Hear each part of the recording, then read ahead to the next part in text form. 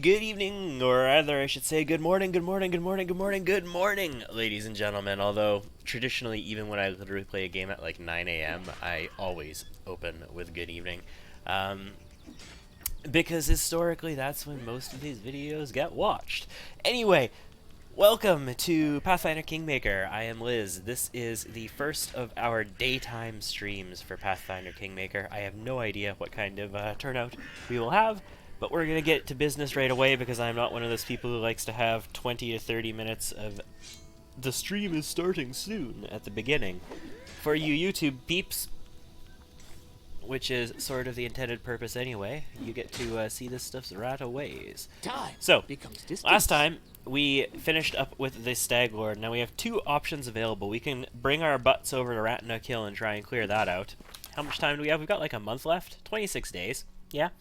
So we could head over to Ratnook Hill and try and clear them out before we head to Jamandi, which I think we are going to attempt to do. We're gonna go for it, guys. We're gonna go to Ratnook Hill. We've already cleared all the traps there to help us level up. That got us to level 5 long before the Stag Lord fight. And we had Tristan throwing fireballs for that, which was fantastic. There's a whole bunch of stuff in here that I really don't need to be holding. I kept the other book, though, yeah? Yeah, okay, I got both of them. I don't need to be holding any of this stuff. I really don't need to be holding Alchemist's Fire or Acid Potions. We'll keep the resto. I basically don't need to be holding most of these things. That's reduced person. We don't need to hold that. We don't need to hold food. I'll hold on to the scrolls, because why not? But other than that, we'll dump the shrooms, chocolate, and all of this food. Because we don't cook food around these parts. We just stick with hearty meals, ladies and gents. Oh, yeah. That's good and good. Good? I think so. I should probably do another quick check over Octavia to see if there's any... These ones I know she's got, but I should probably take a quick check to see if there's anything in here that Octavia can learn.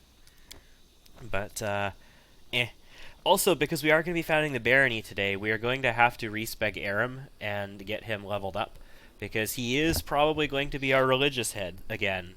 You know, we could pick Jihad instead. I don't know, is Tristan available for religious head? He's just available for counselor, so I make him my counselor all the time, and we're probably going to do that again since he's spec for it. But we are going to have to respec Aram and get his wisdom up so that he could be our high priest again. Our high priest is always so doom and gloom. It's, man, whatever. Let's head to Trail in the Hills, Ratnook Hill. So far away! It's so far away! That's okay. It'll be alright. I think there's a couple other locations in here that we haven't detected yet that we need to come back through with better perception in order to find. But I don't know if we'll ever do those. I mean, it's possible we may. It's deceptive. I shall end this. So they have an alchemist and a goblin. This is the goblin. Where's the alchemist? Is the alchemist cloaky-woked? It may be cloaky-woked. Hey, alchemist! I hear you over here. I think. You're just invisible, didn't you? Oh, you were right next to us there. Ha ha ha ha ha. Good job, alchemist. I'm interested to see how this duelist build, this duelist scaled fist Eldori defender build is gonna turn out. I just kind of parts of it I have used before, but parts of it I'm experimenting with here, so I'm just playing a bit. But because we did take the Scaled Fist, that does mean that we could potentially splash Magus as well if we want to try and get to Mirror Image. But that means a lot of levels of Magus. I don't think we're going to have enough levels for that. That would, What's in wait for me there, I wonder? Yeah, I feel like that would just take too many levels of Magus to get to Mirror Image. Because we still have to take full Duelist, basically, and then a few more levels of Eldori Defender. And we're at level 5 already, so we only got 20 levels to work with, ladies and gentlemen. It's not like we have infinite stuff here. Okay, so This is, in my opinion, the hardest fight in Act 1. Could I actually benefit from maybe making some alterations to our spellbook before going into this? Like, these restos are not going to be that useful. Aid would not be that useful for us either. They might be evil. I mean, we'll delay poison communal us anyway, but we don't have the ability to see the invisible using Tristan, and we don't have access to that level of spell yet on Octavia or Valerie, because they're a sorcerer and they're an arcane trickster. They're one level behind a regular wizard on spells. We do have resist energy communal. What energy? I think we need to resist fire in here. I think the chief dude throws a fireball. It might be better for us to have a prayer than a fireball. So we'll rest out here and we'll restore this prayer. I don't think the fireball is going to be as useful on Tristan in this place. Valerie, what are you going to be able to do here? Well, you'll mage armor us, you'll magic missile us. You can glitter dust. Yes, okay, that's what you're going to do. You are going to glitter dust the crap out of them. You get a new level 1 spell. Why did I not slot that already? I feel like that's something I should have slotted already, and I don't know why I haven't. For you, though, it's not that big of a deal. Your level 2 spell is a little bit more important. That should probably be Sense Vitals. Another Scorching Ray would be great, but Sense Vitals is kind of, like, crazy. Okay. Alright. So we're going to rest here real quick, and we're going to restore these spells. We can just camp right outside of them. And then we'll buff ourselves up, we'll head inside, and try and own these clowns. Maybe we'll even get a hearty meal. That gives us a +1 on our Don't your DCs. fangs bother you? Must be uncomfortable to have such a snout. Why? I can eat just fine. And kiss. What else is there? Yeah, that's Gungar's personality, I suppose. And we did get ourselves our hearty meal. That's gonna help us because it gives us a +1 on our saves, and we're gonna have to make reflex saves against the fireball in here. So right here, my friend. that's, I guess, good.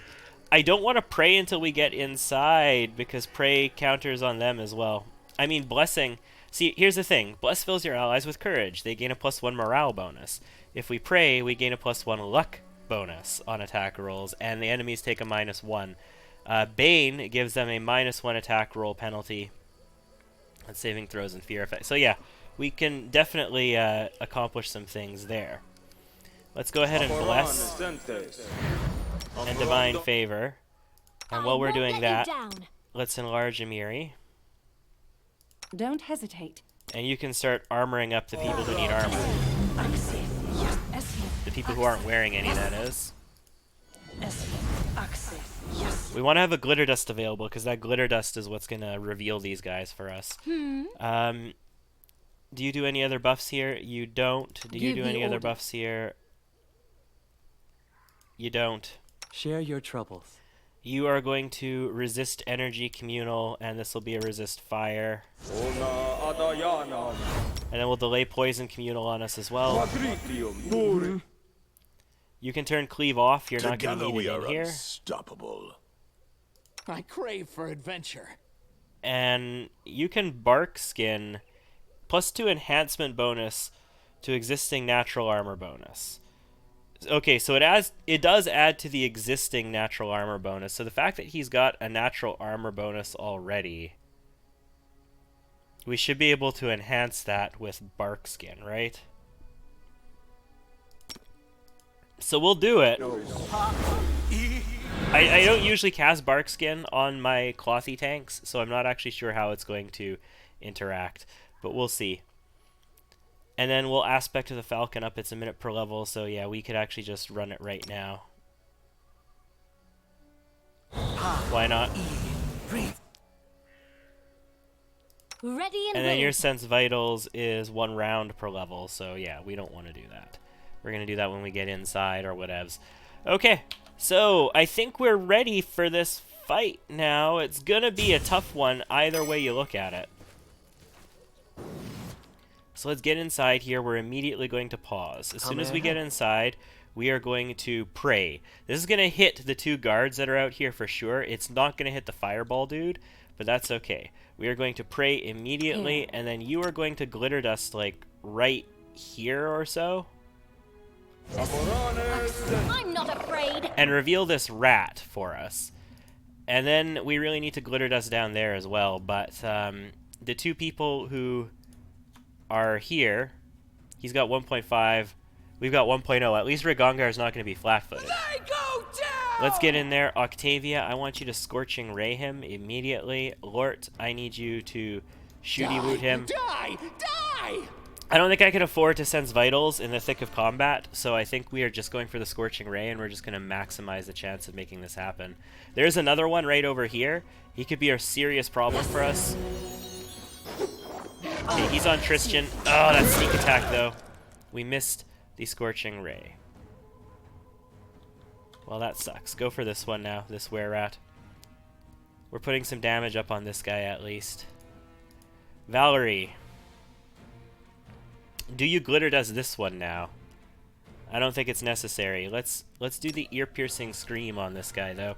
Tristan got a lot of hurt from that, but he's still alright. He'll be okay.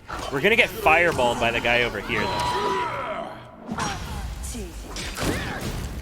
Damn, God. Octavia, you have to hit these. If you don't hit these, we're screwed.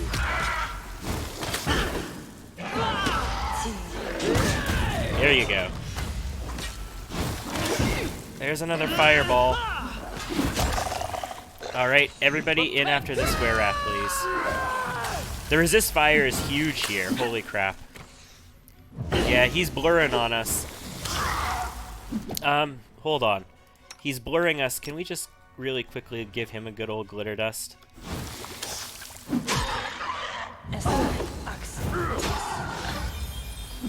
Let us strike as one. That's a little bit nicer. No, we're still missing him. He's still blurring on us. Glitter dust isn't helping that. I really need to pay more attention in that situation then. On the bright side, nobody really went down, which is good.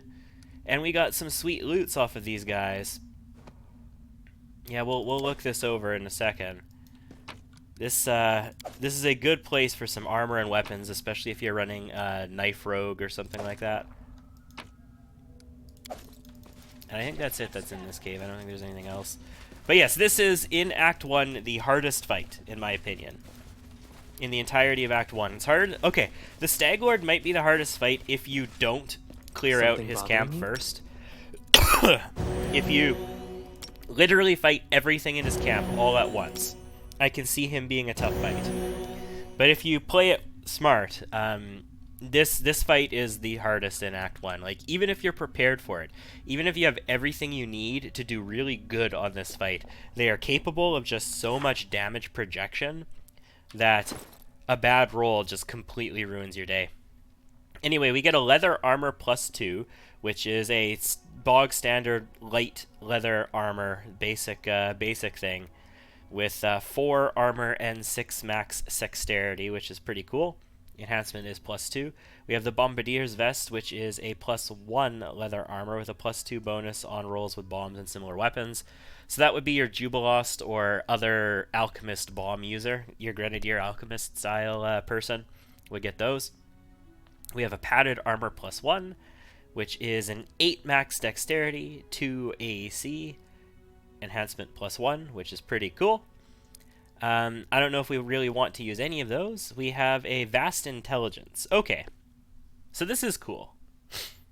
I already have a Vast Intelligence on Octavia, and none of my other people right now require intelligence.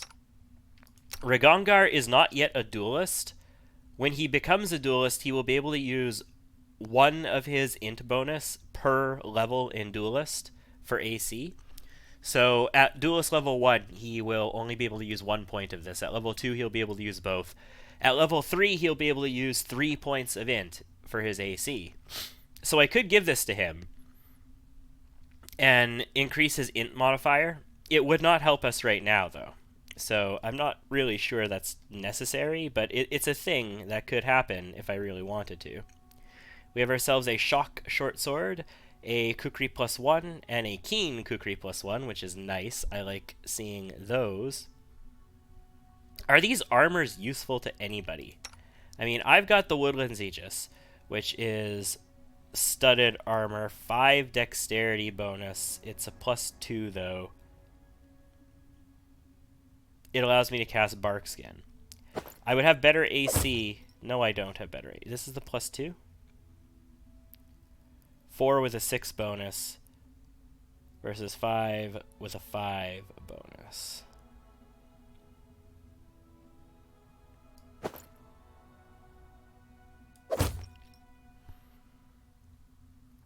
And the Bombardier's Vest, which nobody's going to use yet. And the Padded Armor +1, I don't believe we're going to be using.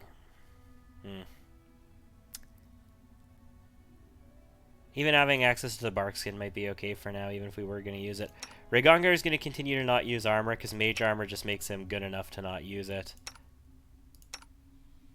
And you two can't really use that at all. So no, I don't think we're actually going to use these armors. We'll sell them, I suppose. We'll sell these magic weapons as well. The Intelligence. Vast Intelligence we could probably sell. We are going to need intelligence. No, well, Octavia is the one who's really going to need int, because she's going to be our Magister. And she's already got int, so that's good. The belt, however, we will stick on Regongar right now. That'll give him an extra AC. It'll give him extra to hit. It'll give him extra damage, because he has Finesse and Finesse training. Wand of Shield is pretty cool, but no. Yeah, I guess that's the only real upgrade we're taking out of that. Let's, No, these are not. She's already got that. Mage Armor. She can learn Mage Armor. That's cool. Magic Missile, she already knows. Protection from arrows. Cool. Can't do that. Can't do that. That's Scorching Ray. She's already got that. She's already got Shield. Okay. Snowball, she has Stone Skin. We can learn that. She's already got Summon Monster 1. That's Vanish. Has that. That's Divine. That's Divine. And that's Divine. Okay, so we also learn a few spells on Octavia. Alright, I guess that's it. Ratna Kill is taken care of, ladies and gentlemen. We have taken care of Act 1. I've got my sippy water cup here, taking some sips from it. So let's head back to the trading post. We'll sell this stuff, and then we'll head over to Jamonde, and we'll claim our barony, I believe. We could potentially try and wander around with our slightly higher perception than we have now, and see if we can reveal a couple of locations. But I don't know. I don't know if there's any real locations that we have to reveal left. I think there's something else that's up in here somewhere that we can reveal that we don't see yet, so we must have missed it. We must not have had enough perception. There might even be something in here, but, I mean, do we care that much right this second?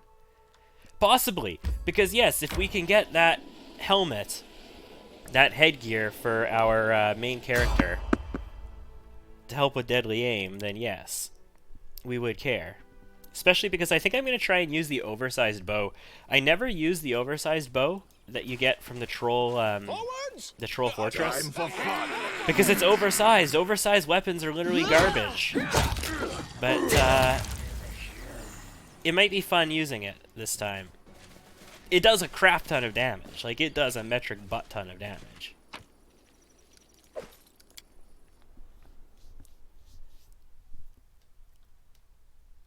Let's head on back. It's time for some RP stuff, guys. Time to go back to Jamonde and have like an entire evening's worth of RP session stuff. Because that's the way it works in pen and paper. That entire visit to her would basically be a session, and Step, step, step. it would all be RP, top to bottom. I like that they let you have like your companions there, because in the pen and paper everybody would be there. It wouldn't just be the person who's going to end up being the Duke, technically, in that, but, Show me your wares, Oleg, and we're gonna sell you some stuff. We could wait to sell these in the capital and have them available in the capital, but they'll stay available at Oleg's, so I'm fine with selling them here. I'm gonna keep the vast intelligence, I think. I probably shouldn't, but I will. Auto by weight, please. Descending order. Okay, so that's another 8,253. I think I've got enough for the bag of holding, guys. I don't actually remember what it costs, but I think it's like 25,000 or something like that. I think I've probably got enough for it. So that's good. Oleg doesn't get anything else ridiculously crazy good. So I think we are set. When we come back here next, we're going to have our party with us, and we can go check that floorboard, or that wallboard underneath his stairs, and try and get the loot from it. There was loot over here too, wasn't there? Yeah, right up here. We haven't looted this stuff yet. Where Valerie is.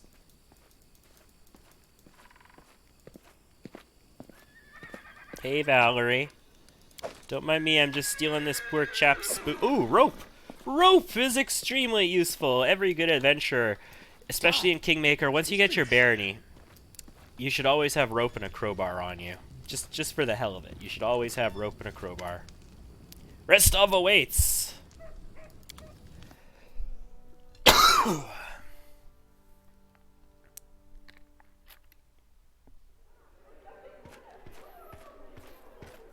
Good work. Nice to see I haven't lost my intuition for people. Not many would have managed to set out to the stolen lands and return with the Stag Lord's head. But I knew you could handle it. Only 600 experience for that? Are you crazy? Congratulations are in order. Today, you'll receive the title of Baron before the High Society of Rostov, and even Natala Sertova personally. God's bless her. Tomorrow, you'll be able to return to the stolen lands if you wish, but this time, as a ruler. But matters of state can wait. For now, enjoy this feast in your honor. All the city leaders are here. It's a great opportunity to make some useful connections. Speaking of connections, let me introduce you to Kasil Eldori. He's my adopted son and apprentice. He's a trustworthy man. I'd like to send him with you as an envoy. So I absolutely do not want to take Lander Lebeda as an envoy. We could potentially take the Sertova recommendation.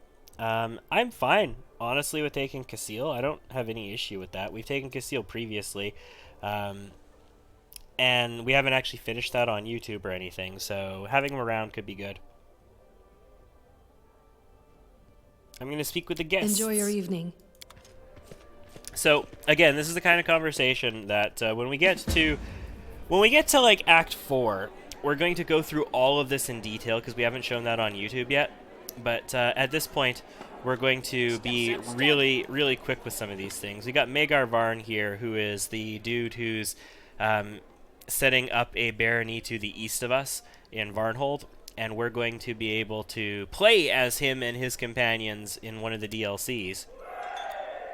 But it was nice meeting you. We don't really need much detail from him. They don't really give us quests at this point or anything like that. It's just a matter of we need to meet these people. Let me see Casey again. DLC. Will you drink with me? Of course. To beauty. To beauty. It sweetens our happy days and brings solace to our dark and sorrowful ones. That's right. But jokes aside, I came to apologize. Why? I know the words I said in our conversation with Lady Aldery might have offended you, but this was not my intention. The lessons life has dealt me were not easy. I've learned to be wary of new acquaintances, which is why I've refused to join your party.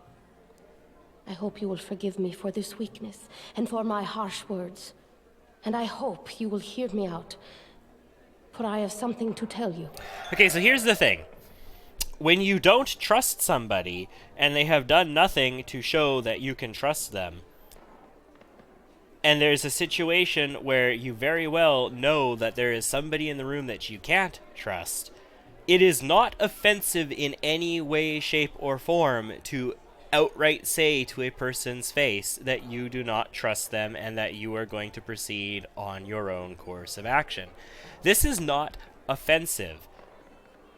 This is not something to apologize for. I mean, you can apologize for it. Like this, okay. It is a complete asshole who says some stupid ass thing like, well, I'm not going to thank the people who work here because they're just doing their job. They don't need to be thanked for doing their job.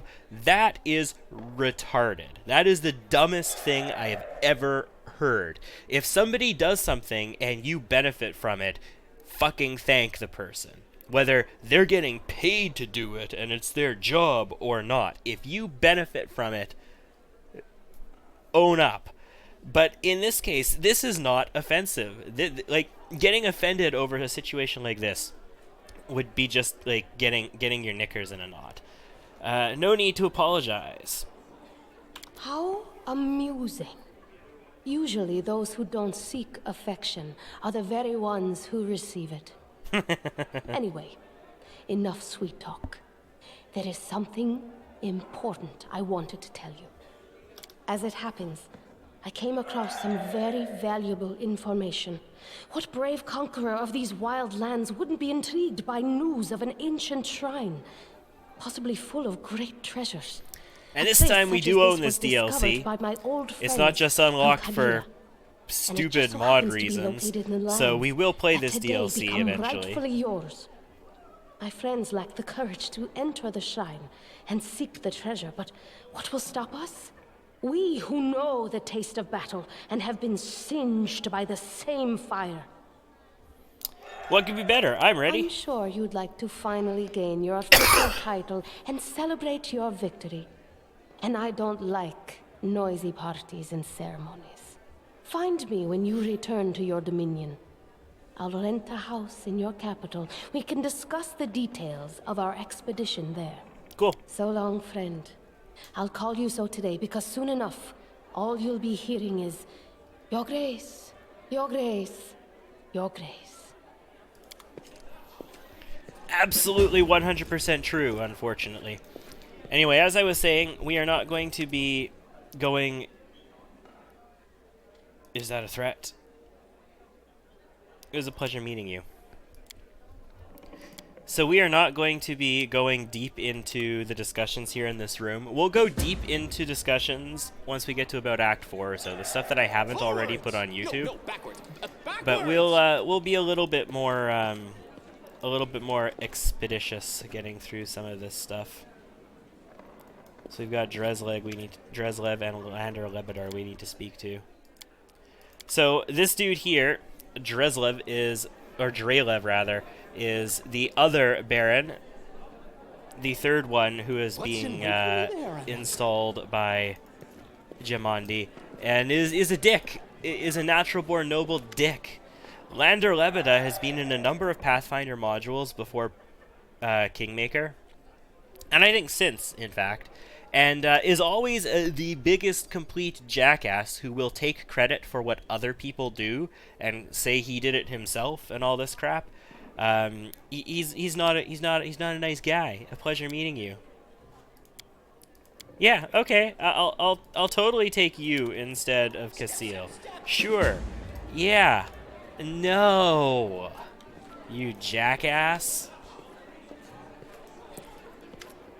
This guy here is Jamandi's trusted companion. We're actually gonna hear a really... I think we covered it in the previous one, in the Flame Dancer. Maybe we got that far. But when we finish the Restovic Champions Relics or whatever, we're going to hear something about Ezvanki, one of the Sword Lord's trusted companions of old. I saw how you fought beside her. We're going to go with the Diplo check here, specifically because we're going to fail. It doesn't matter. We're still going to get access to this option. It was an honor to meet you. Selemius is going to give us the option to get some construction help, but I don't know. We might take it. We end up paying a penalty if we do.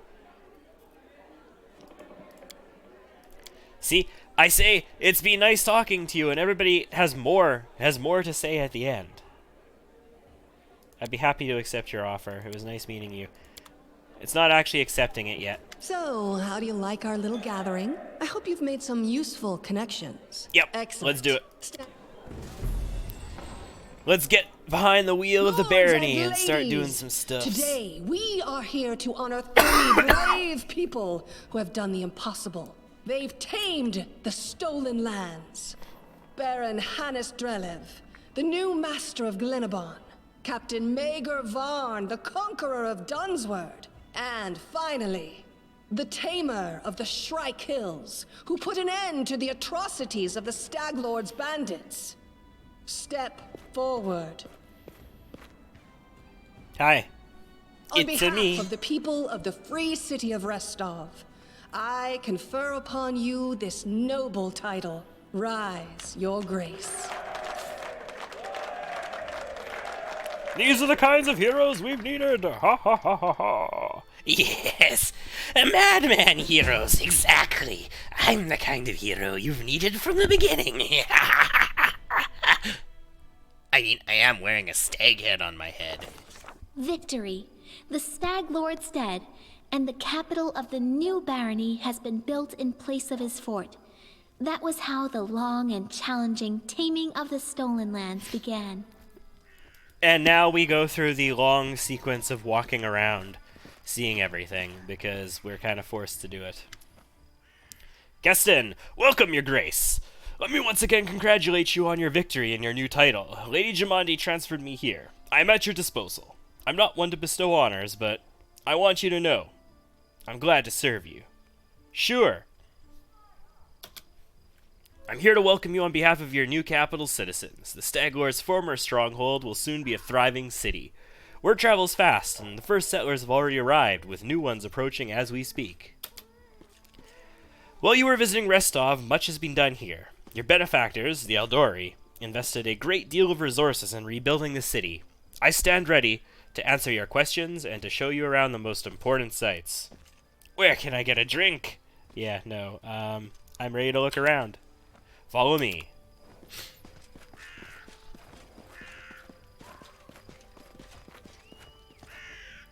Bark up is better. No, bark down is better. Well, your new subjects, we're selecting a site to build our house. This is essentially the bark up is better, bark down is better. They're talking about wanting to be near the lake, on the hill, where it's windy. Like, Jesus, guys. It's an untamed land. No matter where you build the house, it's gonna be challenging. You're not gonna have, like, fancy, perfect mansion where no problems exist. Like, your foundations are gonna shift. Your drainage is gonna be an issue. You're gonna have problems. Untamed land. We'll work through it with you, bro. We'll work through it with you. This is where the fortress wall used to be. Now we have a couple of our merchants setting up. There's a third merchant here now, too. There's like a scroll merchant who showed up in one of my saves. And I'm like, that must be new with one of the DLCs or patches or something. She sets up, like, the two of them set up here, and then she sets up here or something.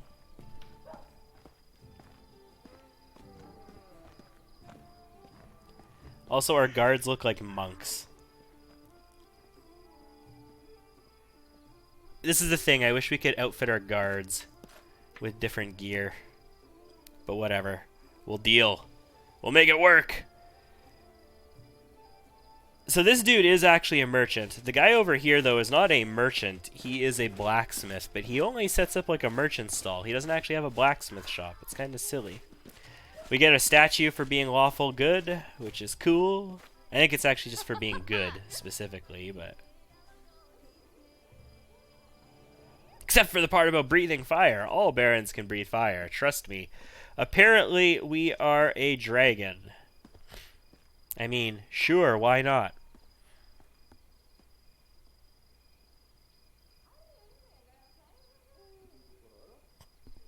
Yep. Yep. I feel like just for being the Baron, you should get a power that lets you breathe fire. You should get a breath weapon.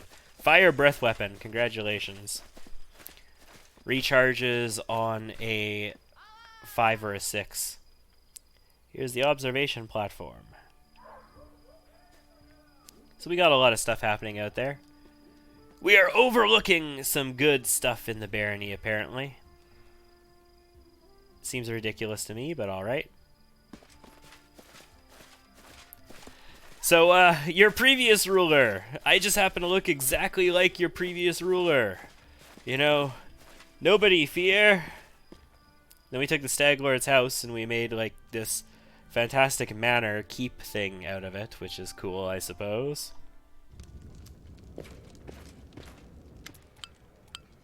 Welcome to your barony. Don't show me the tutorial, please.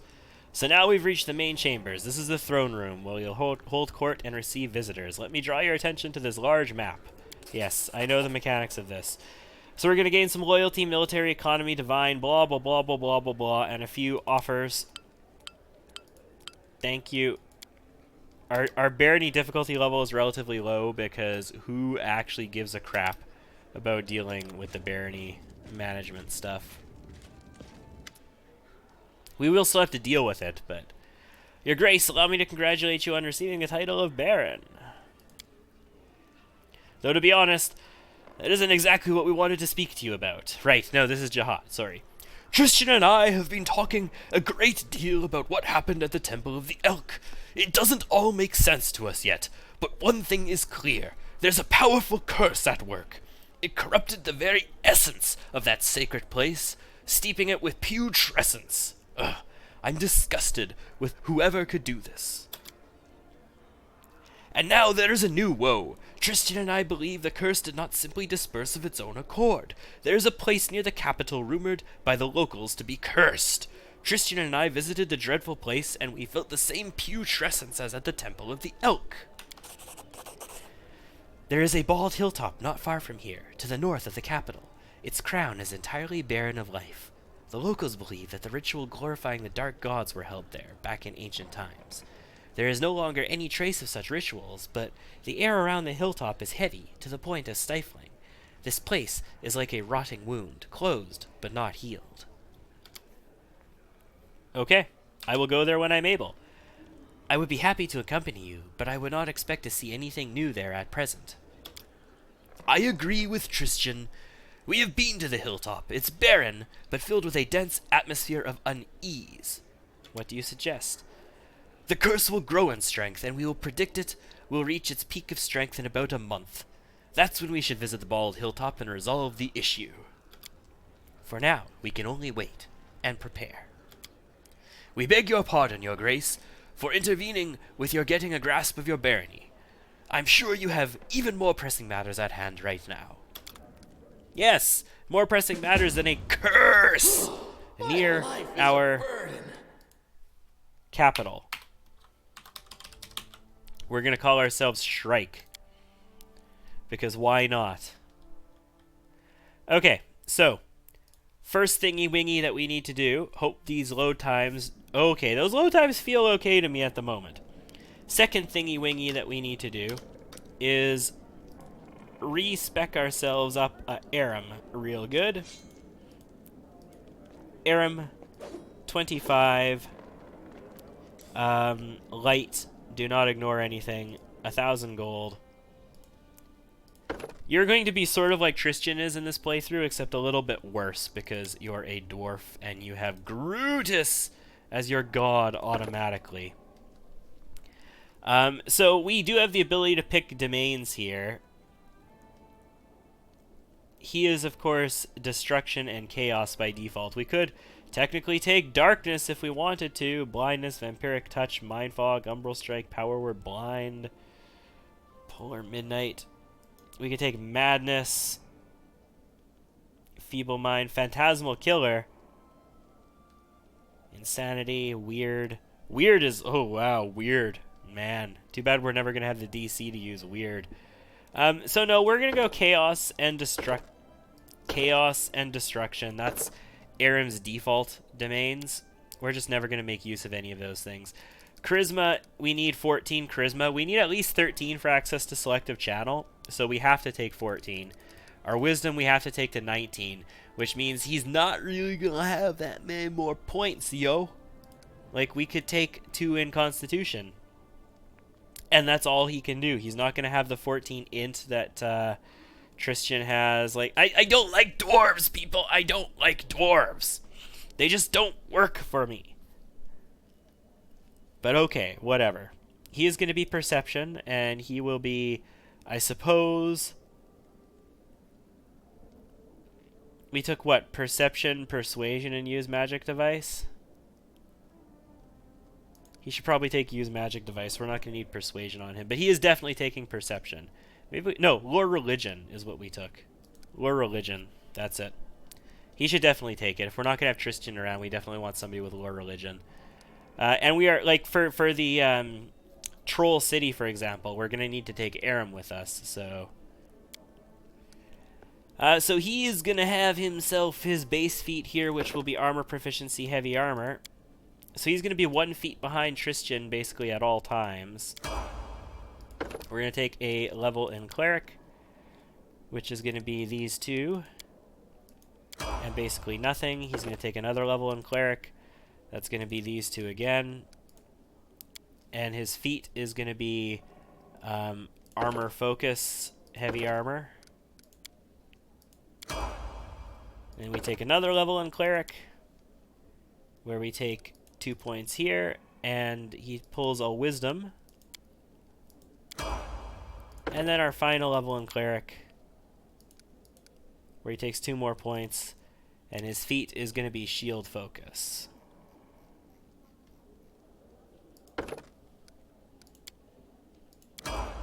Alright, so Aram is all spec'd up and ready to go. We can put him in position. I don't think we need to spec Lindsay right now, so that's not that big of a deal. Let's go into Bag of Tricks, though, and give ourselves 1,000 gold back, because I wish we could just do this without... Oh, that's experience.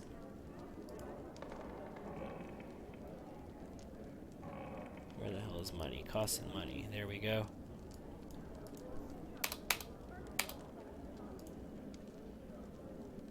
Alright, taken care of. So we're back in position where we were before. Let's just verify that we don't have ridiculous amounts of money. No, we have what we have. Good. Sorted. Let's do a quick save, make sure that is good and in place. And then let's manage strike. So for our projects, we don't want projects yet, we want advisors. For our advisors, we're going to go to a regent. Our regent is going to be Valerie, because we spec Valerie as a sorcerer specifically for this job. Our counselor will be Tristan, who is spec'd with wisdom for loyalty, so he can handle that no problem. Our general, we could do either Regangar or Amiri for this, I think. No. Regangar's not strength build. Right, he's dex build. So nope. This is definitely Amiri, ladies and gentlemen. Definitely 100% Amiri. We don't have a treasure available yet. We'll get Jubilost soon. And our high priest is going to be Aram. We just spec'd him specifically for this job. Projects. Research into the nature of cursed Davik nettle. We need to send Aram to do that. Rebuild the Temple of the Elk. We would need to send Aram to do as well. That costs build points. Pillage the Temple of the Elk. Evanki's offer. This is to build a shrine, right? Let's do it. Agreement with Selemius. We can't do that yet. We don't have a treasurer. And trade agreement with Sertova. We can't do. Let's build here using some of these build points of ours. We have access to a piers. We have access to a wall. Let's go ahead and build a longhouse. You want to build it here because everything surrounds it, but then when you expand, you actually expand in weird directions and all that kind of stuff. We'll still build our longhouse here. The only thing I should not build right now is a shrine. Let's go ahead and do a watchtower, I think, right? Espionage. The alternative, that would be like a windmill. community. That's kind of cool too. We'll build our wooden walls. We'll build our piers. We'll just get all those out of the way right now. We do definitely want a... Where is it? A bulletin board. We want a bulletin board. +2 bonus. Restricted to baronies with lawful alignment. No bonuses for being next to anything specific, so we'll stick it here in the corner, I suppose. It's probably bad, but whatever. +1 relations with peers. Sacred Grove cannot be built in a settlement housing a lumberyard. I don't have an immediate plan for a Sacred Grove, so let's build ourselves a lumberyard because we can. We can do a barracks. We should probably do a barracks. +1 stability when adjacent to a longhouse. And if we build a barracks, that gives us the watchtower we want, right? +1 military with a barracks. +1 stab when located with walls. Yes, that's why we want the watchtower. It gives us stab when we have walls. And that's a big deal. And then we'll do the barracks. If we did like a tavern, relations when adjacent to a longhouse, espionage when adjacent to a barracks. Okay, we'll do that. And that means we could do like a shop, economy adjacent to a tavern, and then the smithy though wants to be adjacent to the shop. So that's actually not good. This bulletin board should not be here. I built it in the wrong spot. Because I could have had the shop and the smiths there then. Either that or the lumberyard could have been up here and the barracks could have been here and I could have the shop and the smiths. So I fucked that up. I fucked that up pretty good, actually.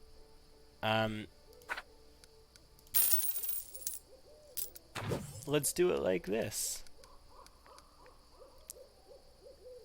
Let's have our shop next to our tavern. Let's have our smiths next to our shop.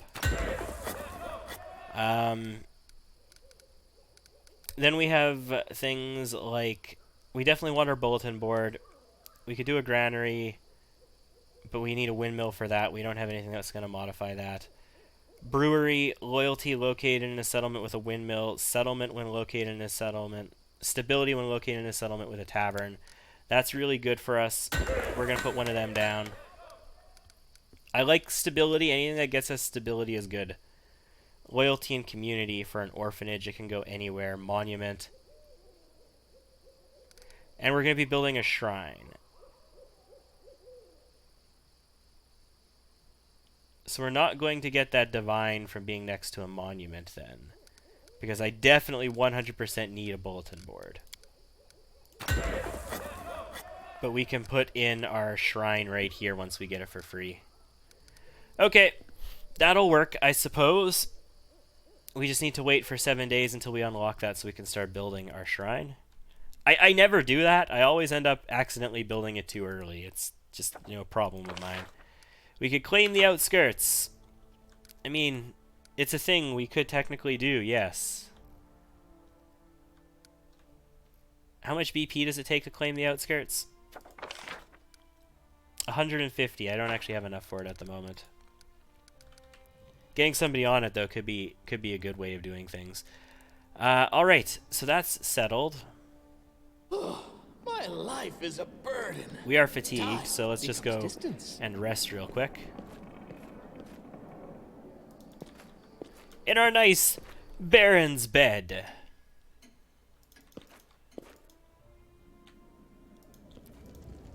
We'll go out to the streets because we want to go to the vendors outside. We want to get ourselves that bag of holding like immediately. It's just too good. It's too important. We need a bag of holding.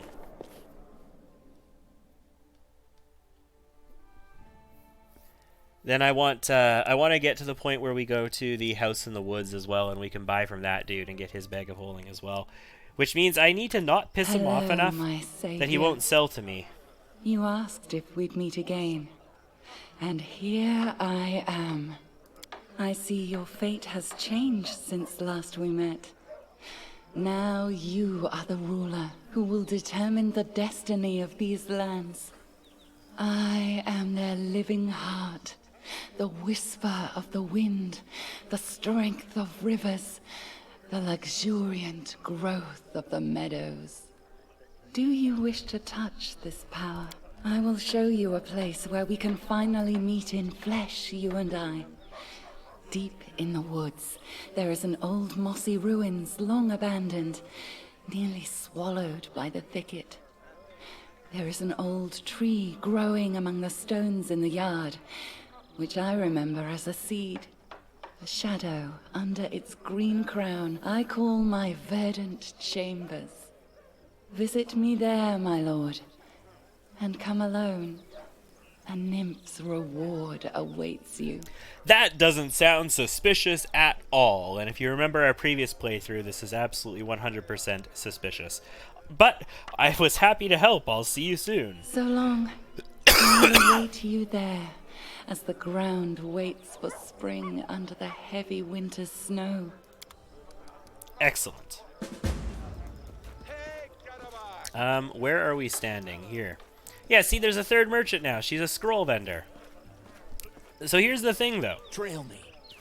There is a actual, like, cleric here who sells scrolls. I believe they sell scrolls, at least. And if not, Jihad is around, and you can buy from him. So, what is the necessity of this vendor?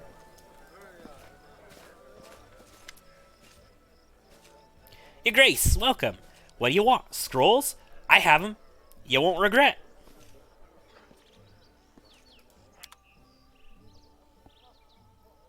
Unless she's tied to a DLC. Like, that is entirely possible that this vendor could just be tied to a DLC.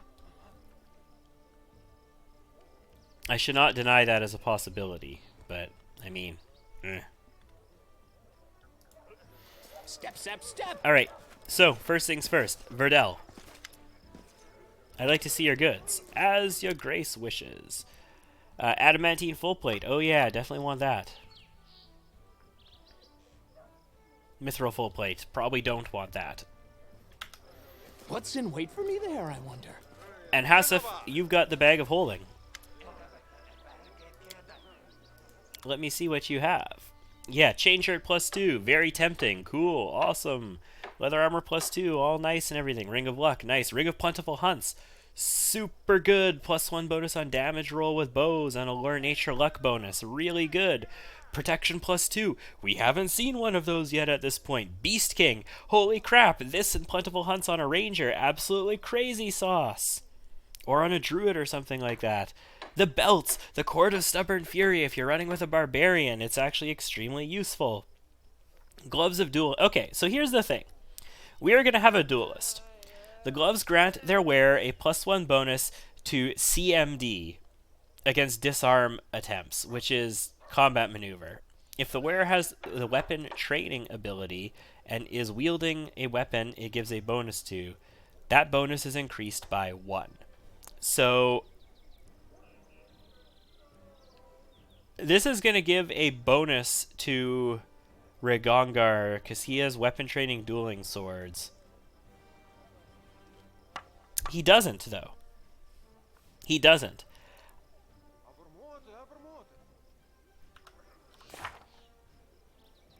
She has weapon training in two-handed weapons. I am going to get weapon training in longbows next level, which would be useful for me. So I could replace my bracers of archery with dueling gloves. And we would get a bigger weapon bonus as a result. But we don't get the damage bonus. But I mean, okay, so dueling would be useful for that. He does not have weapon training.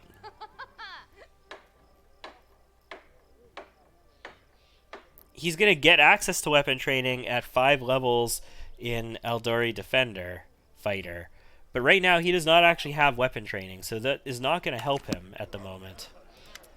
And we're going to be taking Duelist long before that. So these would actually be better for me.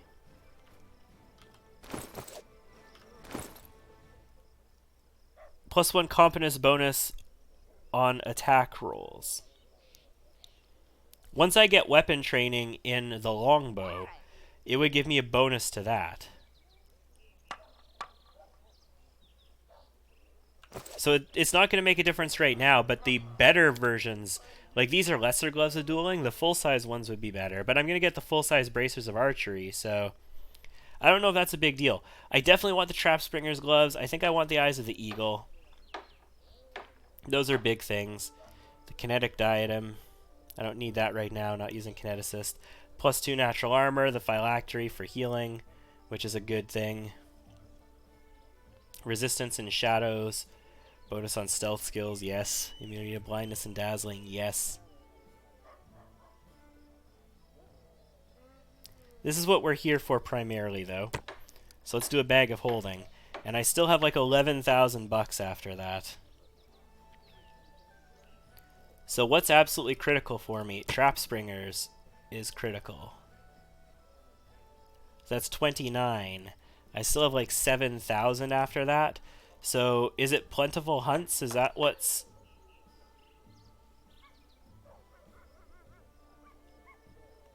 That's 4. That's still like 3,000 left over. We can't do a Ring of Luck with that. We could do the Eyes of the Eagle, though, if we really wanted to. Battlefield Clarity is actually really good, too. We want this, actually.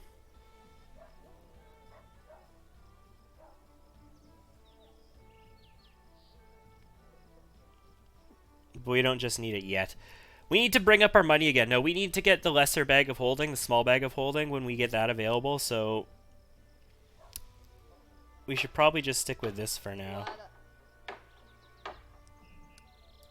Deal. Alright, so that is going to get us a ring, which is going to increase our damage by a good bit. That'll give us Trap Springer's gloves, which is super duper good for her. So she's going to go from 14 trickery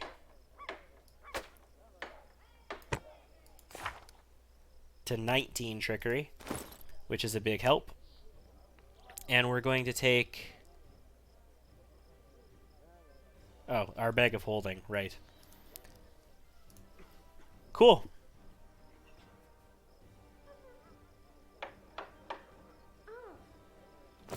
We don't need the cloak just yet. We can get that when we get more money. Good start in my books. No, backwards, backwards! We need to go to the Verdant Chambers for that. Yeah, that's fine. Companion quests, Amiri, that's cool. We need to rescue the guy on the road, and that's what's going to let us know where the Hodog Lair is. How to build a kingdom, ancient curse, loyal servants, blah, blah, blah, blah, blah, blah, blah. Okay. So, next thing we need to do.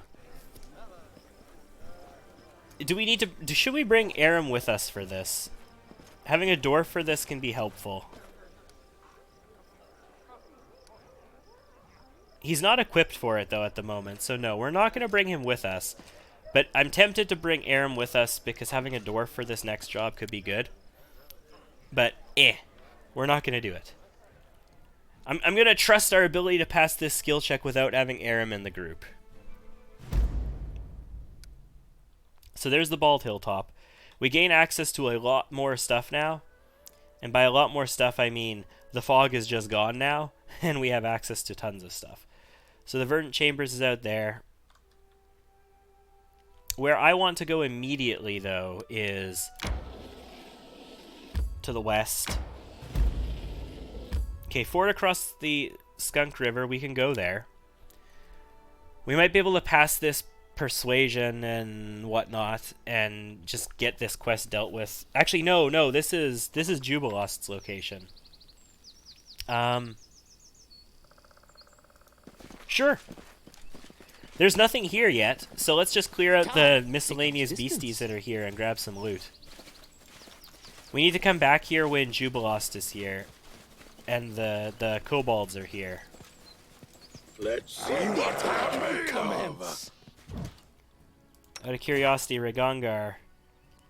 23 AC. You are not currently fighting defensively, though.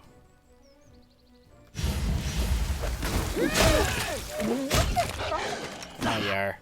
27 AC without mage armor. Or a better pair of bracers. That's not bad.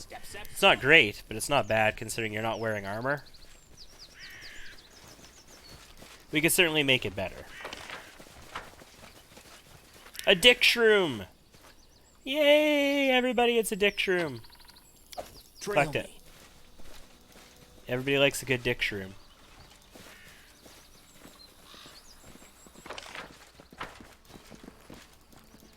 I don't remember what's on this map when Jubilost isn't.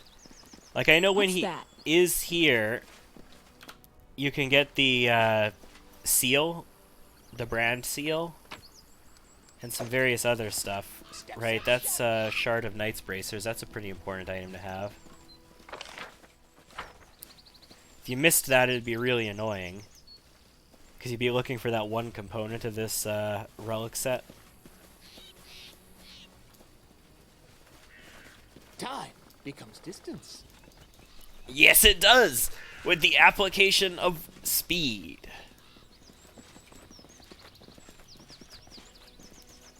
Let's take a look at the hills up here. This is a big map, considering it doesn't have that much happen on it. Backwards! It does have a major event happen on it later, but it doesn't have that much going on. Like, it is a big map. But it does need room for, like, additions in the future, because you do have, like, the kobolds, they set up their camp over here in the future and all that kind of stuff. So it needs room to put them on the map. But at this point in the game, like, this is very likely to be the first location people go to after dealing with the barony, because it's immediately to the west of it, right? So people will generally come here, I would imagine, and they'd spend a lot of time looking at this map and going, what the hell? What's the deal with this map? It's so empty, there's nothing here. What's the point? There are some enemies up here, I think. I think there's a couple more wolves, perhaps. I might be wrong, but I'm pretty sure there's a couple more here. Yeah, there we go. Bring it! And they are fighting some kobolds. Wow. I mean, now that he's got finesse training... Now that he's got finesse training, Ragongar can do some good damage with that dueling sword. There is a soot-blackened brand here. Time becomes distance. That's interesting. It's already available on this map. This requires your attention.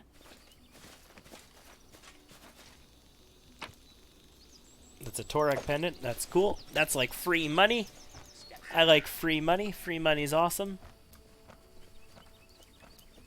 It's like every year, the premiums for backwards. Health insurance through work, the premiums that I pay, have a healthcare spending account every year. Claim them on the spending account. If I haven't used a spending account on something else yet, those premiums are essentially free money. That's not the way it works. And people who actually do say that that's the way it works are stupid, because this is money that you could be claiming other things on, and if you have it left over to claim this stuff on, you're probably not doing it right. But still. It's like taxes as well. When you file your taxes, if you have a return coming back, it can feel an awful lot like free money, even if it's not actually free money. Even if that's not the way it works, it can very easily deceive a person into thinking, this is free money. Yeah, I like me some free money. We need our inventory. We don't wear an armor ring. You guys are all wearing one. Okay, well, I guess our Arcane Track Star is going to get herself a Ring of Protection.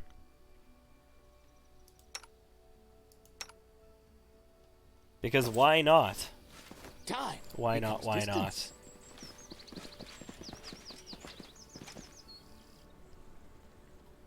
Octavia.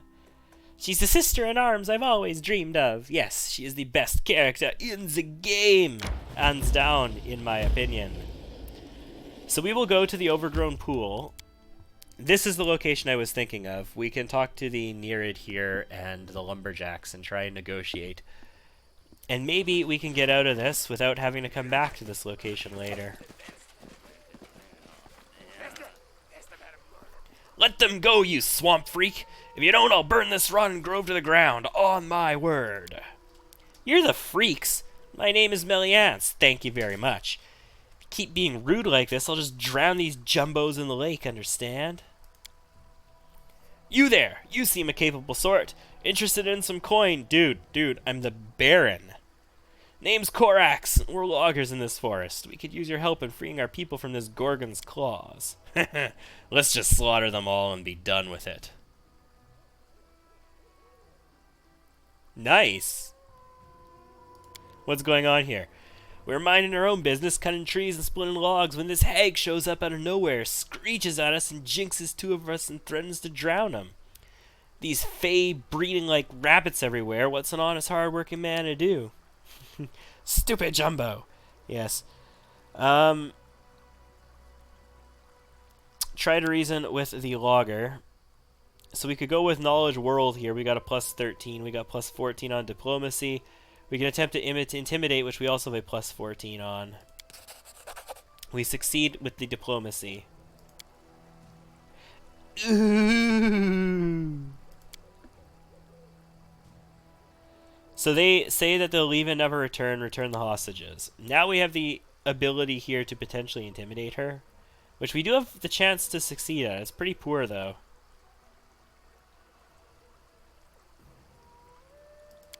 We failed.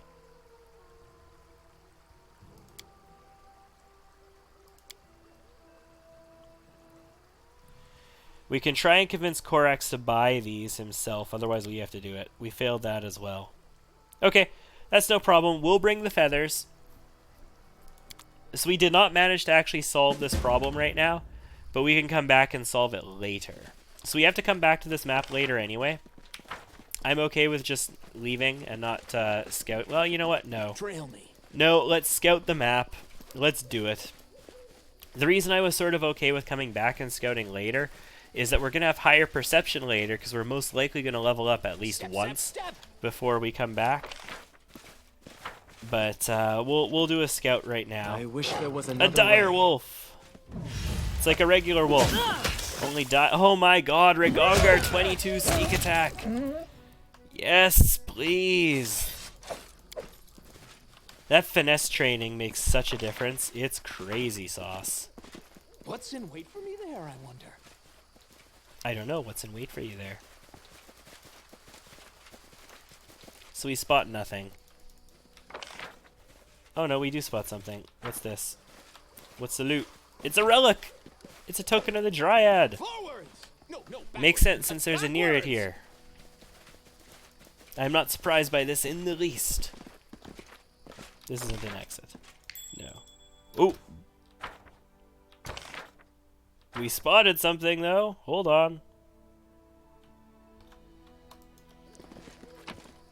Cool. It's a good thing I came down that direction and tried to exit through, you know, a blank tile, because we spotted some more good stuffs. So yeah, we're gonna have to come back here.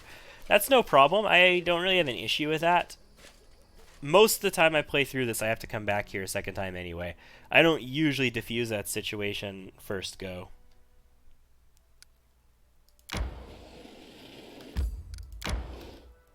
I don't actually want to go that way. I just wanted to pathfind a little bit. This is where I actually want to go because we want to go to this watchtower. Fight! I highly recommend the first thing that you do in this act is go to the ruined watchtower before you start having issues. Blood for Gollum! That's a lot of cobby wobbies. Oh, I don't have a fireball prepared at the moment on Tristan. Down! Okay, we'll just come in and murder them then. Get the flame shaman.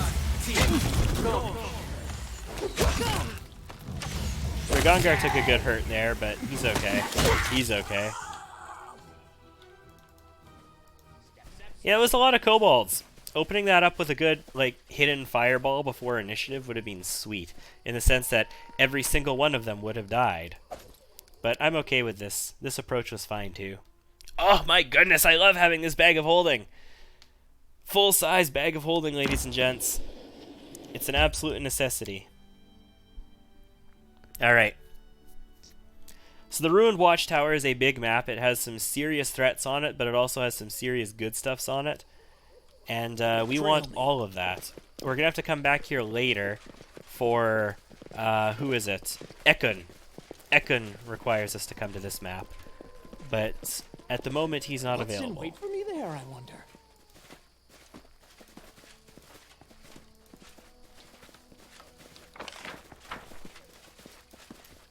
So we're gonna do a full scout, get whatever we can. And the reason I highly recommend coming here first in this act is because there is a great axe that you can get for completing this area. It's a magical great axe with acid damage. It's called Troll Reaper. And it is effing amazing considering you're going to be facing a bunch of trolls in this act. Not just trolls, but very, very nasty trolls. Time becomes distance. That are immune to fire. So trolls are normally weak to acid and fire. If they're immune to fire, that means they're only weak to acid. Having an axe that does acid damage, and it's a +1 magical axe to boot, is just pretty amazeballs. What is this? Natural armor! Yes! Who needs me some natural armor? You got some already, you got some already. Tristan can use some natural armor. 28 AC. That's definitely worthwhile. You can see we're definitely on track to be into the 30s AC on him pretty soon, too. Which is acceptable, considering his job is literally to stand there and let people swing at him and not die. That is his purpose. Buff us up before the battle, stand there, let people swing at him and not die, and then cast some super elite skeet spells once he gains access to them during combat. Well, Lort rains down death from behind the lines with Octavia. And Valerie probably will not be raining down as much death from behind the lines once the battle starts. But before the battle starts, she can get those sweet fireballs off and just myrtleize everybody. Hi, bandits!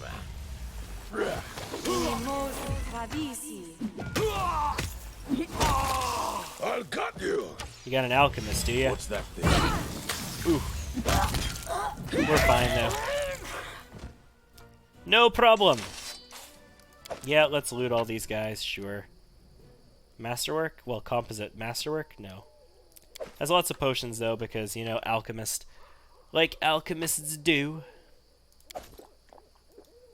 Yeah, this is locked. Octavia, go get it. Done and done. What's the DC? DC was 18. I have 19 modifiers, so since critical fails are not a thing on locks, we don't actually have to worry about that. We were getting into that one way or the other. Distance.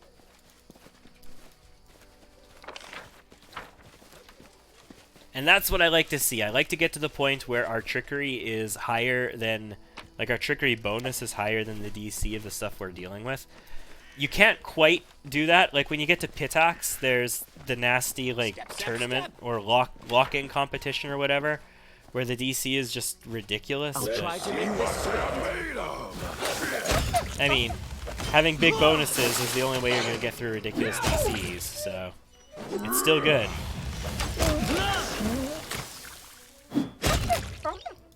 Good hit. Forwards! No, backwards. No, backwards. Backwards! What is this? Cool. Nothing that special, but I mean, it's money! It's a money, and I'll take a money. I thought that was loot up there. It's actually just a hidden thing on the map still. So by doing it like this, we actually bypass some stealth bandits that could be nasty. We're gonna, if I remember to, we're going to glitter dust them. Did you see that? I did. Good job, brah. If I remember them when we get to them, I'm going to did as glitter you dust them. But if I don't remember them, I'm going to fail to glitter dust them. Detect magic! There is definitely magic nearby. Look around carefully. Arcana it. We don't know. Check inside the pot.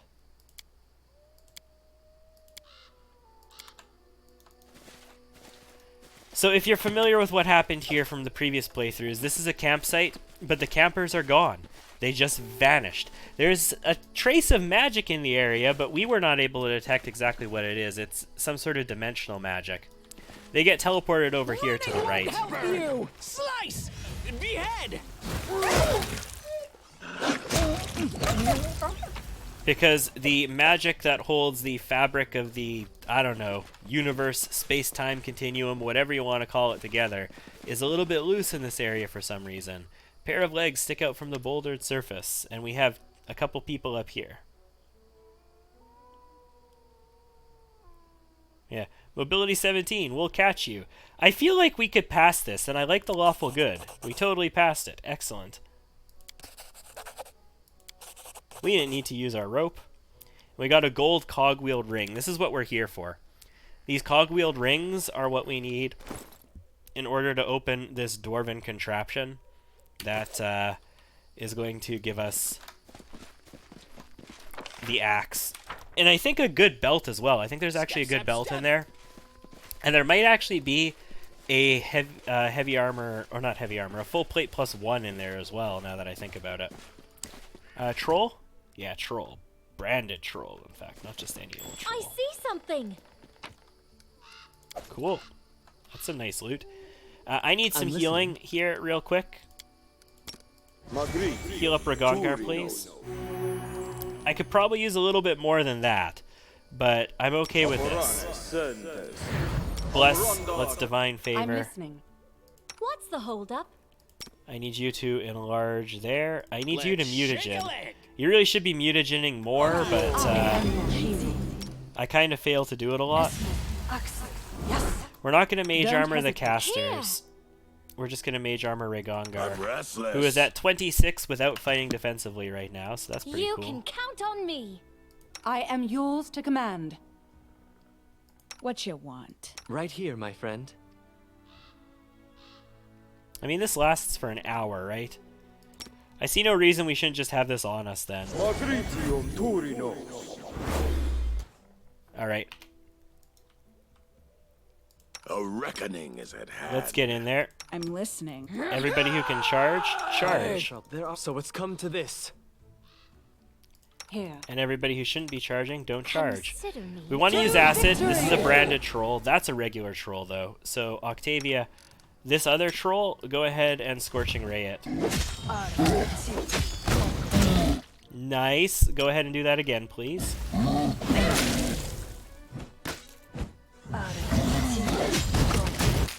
Nice. Go ahead and do it one more time, please.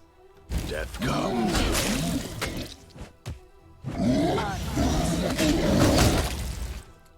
Okay, we brought that one down. That's good. That's a lot of damage taken out. We need to take this branded troll down, though. Ragongar's already dead. Like, he's already down and out. And he's getting very close to dead. So, tell you what. Let's go ahead and bane these guys real quick, Tristan. I die. Okay, that's good. You forced my hand. So now, acid him, please. Acid splash him before he gets up. Excellent. I'll try to make this swift. This troll should not be that difficult. Dawnflower, grant me strength. Good, and now hit him again. And yeah, see, orcs die outright so much. It's just the way of being an orc. You continue fighting after death, and if you're fighting against big creatures, I guess if you're not a tank, if you're not up front taking the hits, maybe you don't. But when you are the tank and you're up front and you take lots of hits and you're fighting big guys, they kill you and then they hit you so hard they kill you again. It's just par for the course, basically.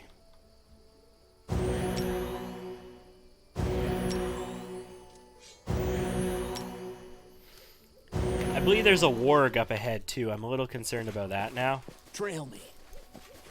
Because this warg fight is actually pretty tough. Yeah, ferocious Bring wolves. me down, And then behind these fair ferocious ones. wolves, there's wargs. These wolves aren't the biggest deal, but behind them. I can burning arc. That's what I can do. I should be burning arcing.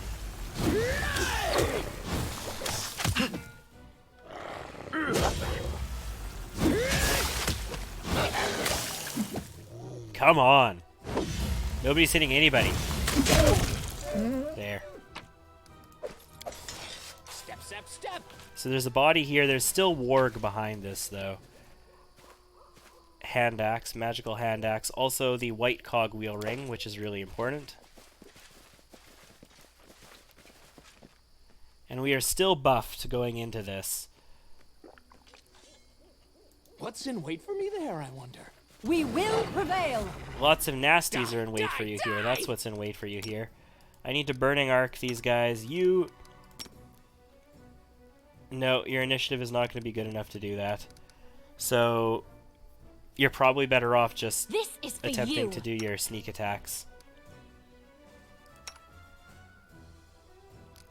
You could pray. Yeah, okay, let's pray. I'm not going to put cleave on because I kind of want your AC there for this. And I really just need you to kill them one after the other, after the other, after the other. Like, it's super duper necessary.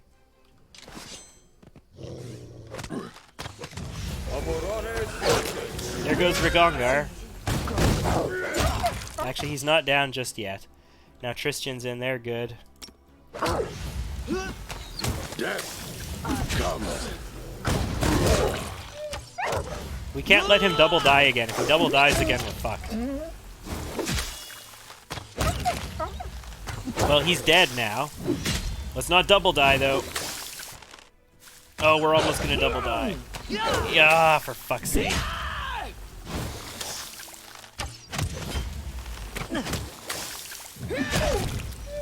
It's okay, Rigongar. It's okay.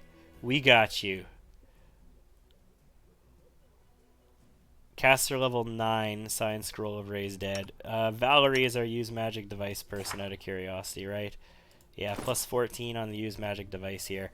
Valerie, I'm going to have you go ahead and equip the Science Scroll of Raise Dead. I'm listening. And I'm going to have you use it on Rigongar. Yes. Welcome back to the Land of the Living. We just used the first resurrection that we've used in any of our playthroughs. This is why I don't like playing with half-orcs, and I don't like playing with them on the front lines as tanks.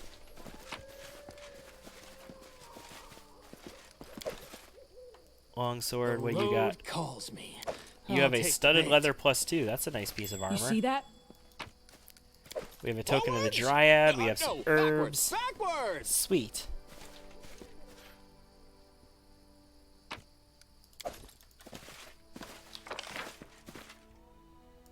Now we gotta go back around over here. What do I have for channel positive energies? Something bothering you? I got one left. God, So you know what it we're comes gonna distance. do?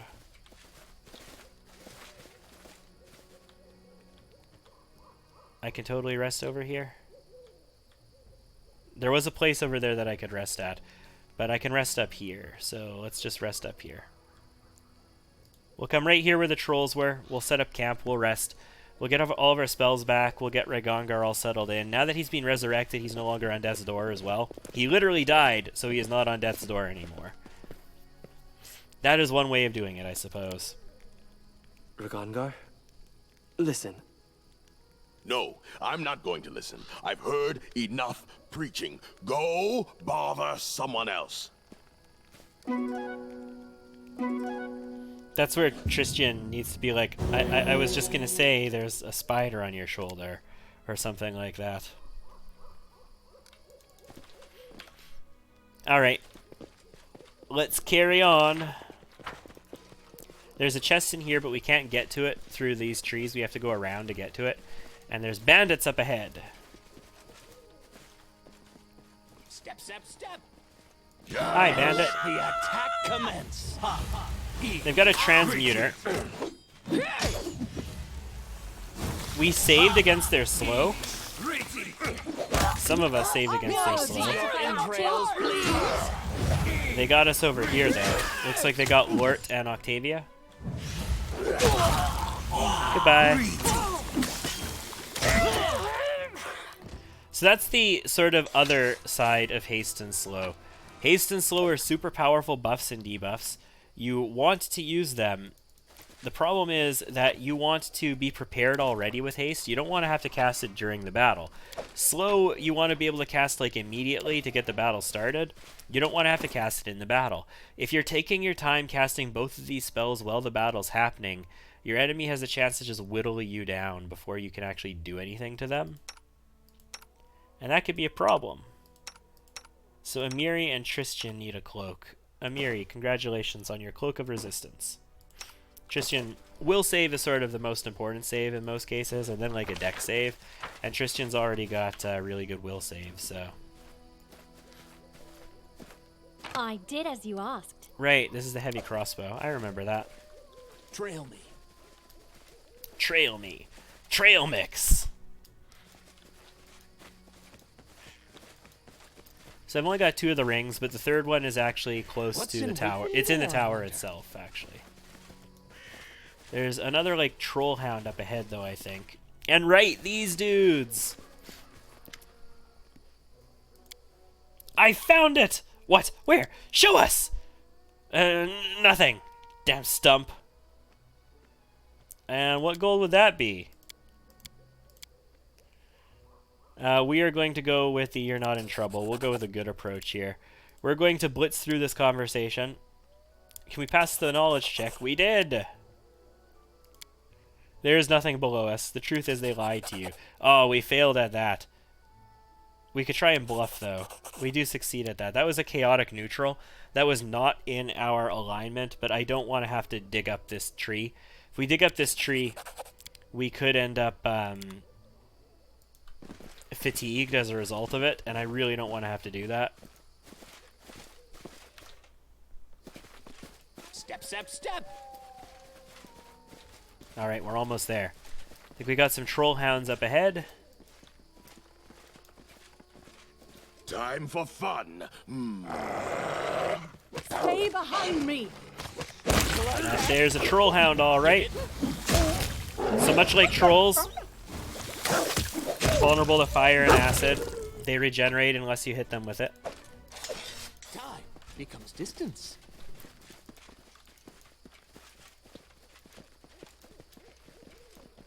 Is there another full-size troll as well? I don't think there is, but there might be. I feel like there's something else right up here. There is another troll, and he's got troll hounds with him. That's what it is. You know what I've got, though? I have access to Scorching Ray again, so let's Scorching Ray this clown, like, hard. That is sweet. And tell you what, you can go ahead and Burning Art. Nice. 24 and 5. Like, that was pretty good.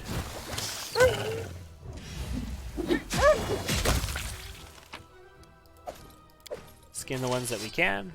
Step, step, step! Step, step, step! There is loot over here. What is it? And where is it? No, it's just a dick shroom. No big deal.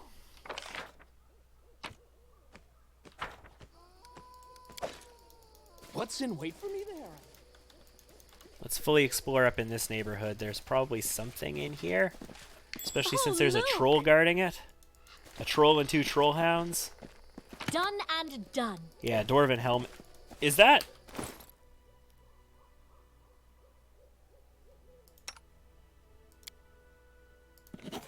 Congratulations on learning Fireball and Hold Person. And Resist Electricity Communal.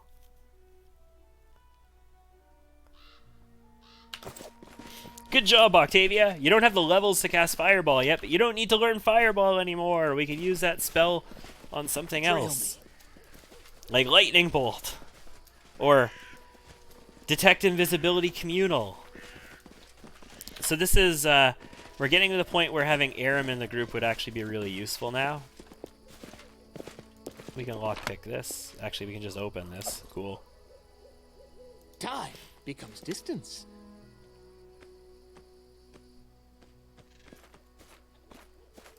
We're gonna leave we need one more cogwheel to make this work, and the cogwheel is down this way. So there are some nasty spiders here, and if you do fight them on their terms, there's 3 of them that you can see. There's more.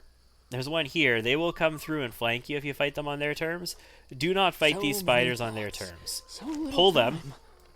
Dawnflower, guide my and hand. pull back. Fight them on your terms when you have control of the situation. Also, when you can take advantage of things like Burning Arc and all of this good stuff.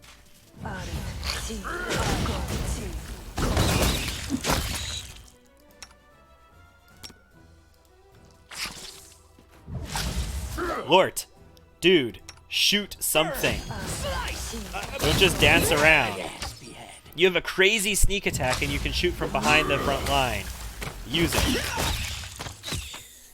These spiders also apply ability damage, just like that right there. I should probably have put delay poison on. Yeah, that's something I should have done. I should definitely have had delay poison communal on us there. Since I didn't, I'm going to have to use some restoration. I mean, I don't have to. I'm going to go rest after this anyway. But delay poison communal, super good. Also, some of the rare spiders that you actually get ingredients from, which is kind of cool. Backwards! Backwards! But those are the tougher spiders that we faced so far. We haven't faced anything quite as tough as those yet. There will be tougher spiders in Act 3. In Act 3, the spiders you fight there, like constant poison, just beating the shit out of you. You have to be prepared for them, otherwise they really hurt you. Like, going into that situation unprepared is not good. I see something. What do you see? A Torax pendant. Congratulations.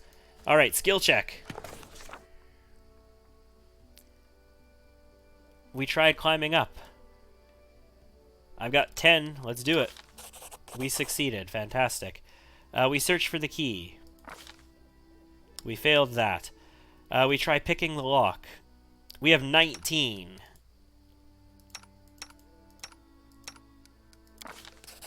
We succeed.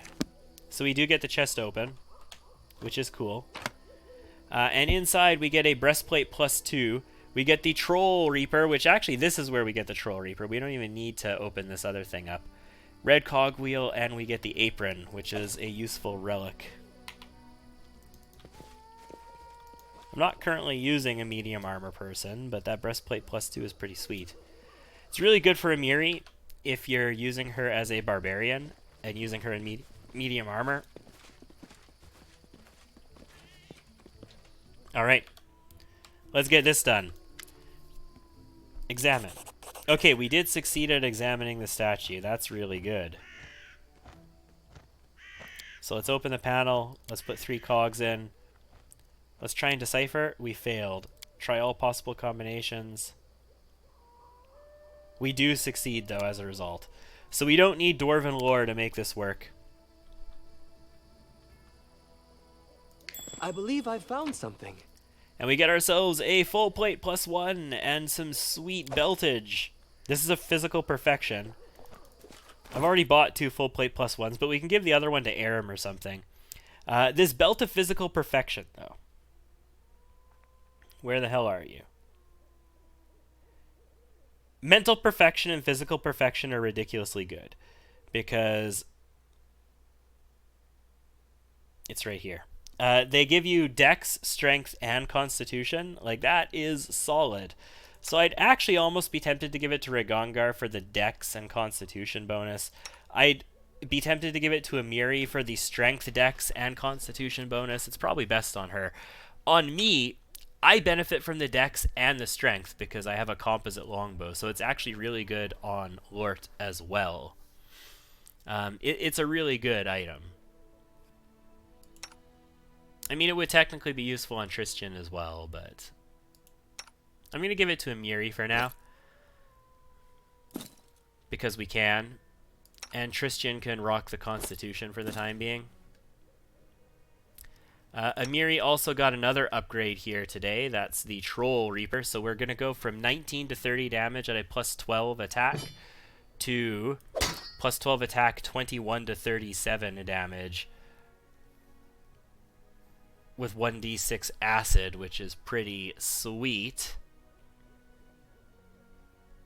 We have access to a full plate plus 1 that I don't need because I bought 2 of them like a goober. I mean, that's fine though. Alright, so I am going to, with that, we'll show Amiri, and I will be back in 1 moment. We're going to take a like 2-minute break here, and I will return.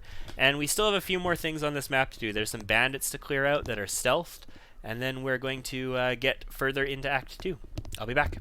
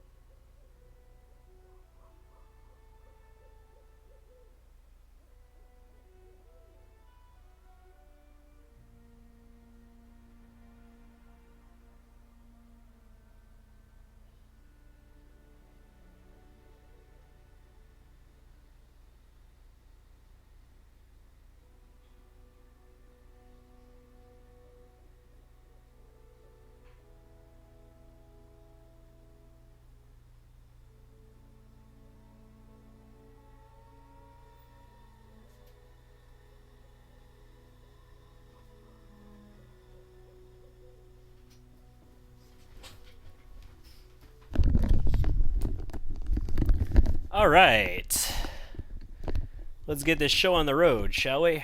I just need to quickly readjust headset. Perfect. All right. We have gotten ourselves Troll Reaper. We've gotten ourselves the Belt of Physical Perfection. And Miri got some sweet upgrades today. We're going to head downstairs now. We'll head using this ability check here, I think. There's loot still. What's the loot? Oh, right. These not boards. Stones. Step, step, step. This other loot is near the entrance. We spotted it from being up on the hill. That's cool. We'll take this mobility check down. Should pass it no problem. I did it! I did it! Fantastic. What is this? That's a Thorax pendant is what that is. I know that's just to the left of this. Becomes distance. Now, bandits. We're going to find some stealthy, wealthy bandits in this neighborhood. We don't have detect invisibility, but we do have his glitter dust. Trail me. I think they're here. I won't let you down. Not Octavia, Valerie has it. Glitter dust. I think we'll detect something if we cast here. Face me if you dare. Yeah, I believe there's even more than that. But detecting 2 of them is a good start. Yeah, there's another couple here. Looks like another 3. So this is 5 bandits in stealth.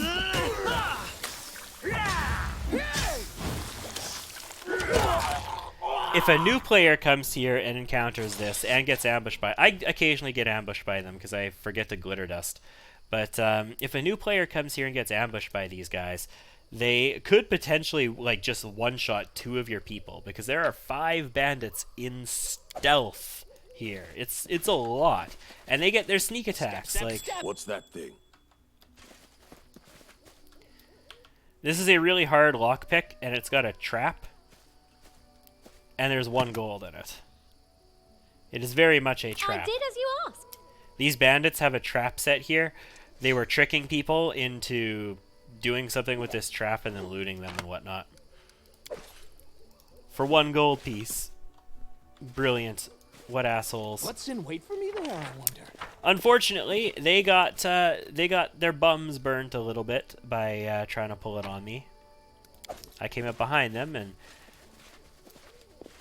spewed them with glitter dust, and they did not have a good day. Backwards! Where is this loot? It's up ahead further, okay. I love this map. This is one of my favorite maps in this act. And coming here early is a big, important part of it. Time. There we go. Distance. Torres pendant, and let's head this way and see if there's anything else in here that we can get real quick. No? Okay. Well, we're going to be back on this map when we need to get Ekun. We'll be doing a couple more quick things on it. But the majority of this is now clear, which I like. That's fantastic. We did use a resurrection scroll as well, though. That's the first resurrection scroll that I have used in Pathfinder Kingmaker. Like, at all. At all, at all. Usually resurrection is just not a thing that is necessary. Verdant Chambers we don't need to go to. We could explore this area a little bit. We need the random encounter along the road that is going to have us save the traveling merchant, I think. But that might not happen until Troll Troubles starts. So we got a bit of time just to, you know, wander. And engage a bandit camp. My life is a burden. We're going to rest, though. Is this the 3, or not the 3, is this the bandits who are attacking the cart and they have Shorty on watch and we ambush them? Is that this camp? I don't know. Let's find out. Send the party member with the highest AC into battle first. It is. Hey, y'all are leaving some for me, right? Just stand lookout like you were told. Quit your whining. We always take care of our own, don't we? Right you are. Hey, when have we ever mistreated you, Shorty? Shorty, you ass! You were supposed to watch the road. Hey, someone's coming! Grab your blades! Oh, it's the Baron. Yeah. These guys view themselves as our employees. They know who the Stag Lord was, and they think that somehow we are following in the Stag Lord's legacy. There's no place for bandits in my barony. Always been a place for us here. No. The suffering. Repent! You are scum in mine eyes, and I shall deal with you as such. How long until Valerie gets to act? A little bit. Not that long, but a little bit. Octavia, I'm going to have you go ahead and Scorching Ray Berta.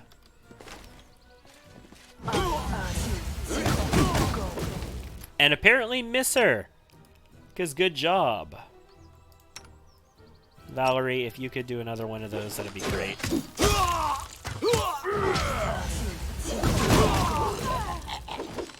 That was better. Let's do it again.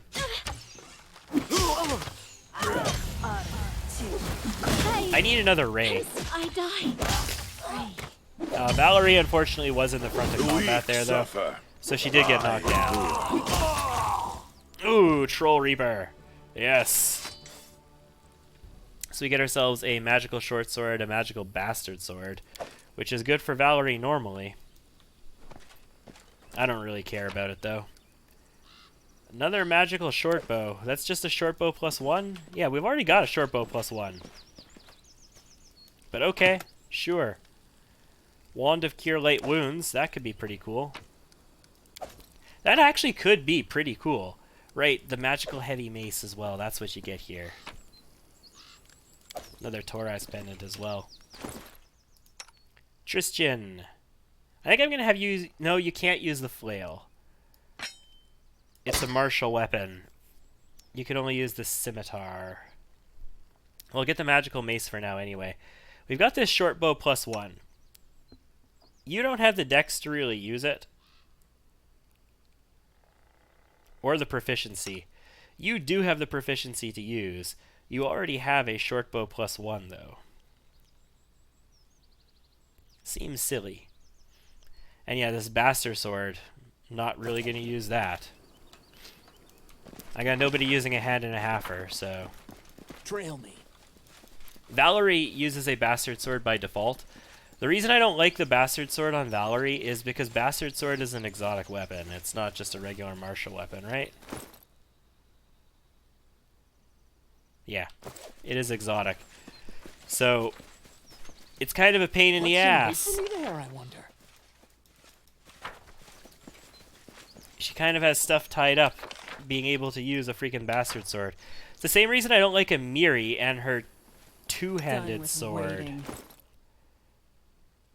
Sorry, large bastard sword. She doesn't just have a two-handed sword or a great sword. She has a large bastard sword. I said previously, when you're in the sycamore, the sycamore on the area between the mites and the kobolds, there's this great sword there that you can get. And a lot of people take that great sword and they use it with Amiri because they're like, oh, Amiri uses a sword and blah, blah, blah, blah, blah. But if you have the proficiency, or not the proficiency, if you have the focus already, it's actually in large bastard swords. It's not in great swords.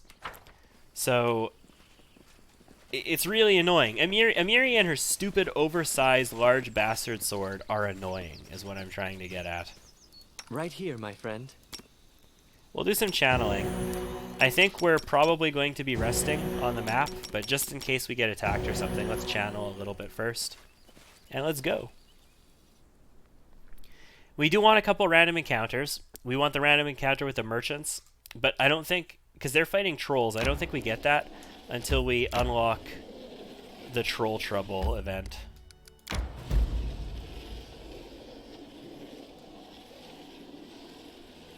We see the Swamp Witch's hut. Random encounter. Let's see what they're made of. Centipedes! 4 spinning giant centipedes. That should be really easy to clear. How are we doing for experience? 22.6 of 23. We're actually very close to a level is how we're doing with experience. So yeah, let's cruise the map a little bit more, guys, and let's work towards another level. Then we could go back at level 6. 27 Survivor. I feel like all characters are fatigued. Okay. I feel like this is the most random encounters I've ever had in this much time playing Pathfinder. I seriously feel like they've either dialed that up or my party's stealth is just worse than normal, but it's not. It shouldn't be worse than normal. I mean, I got some stealthy peoples.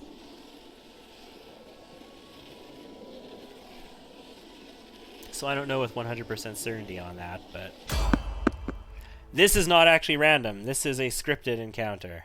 These guys actually run away, don't they? Consider me provoked.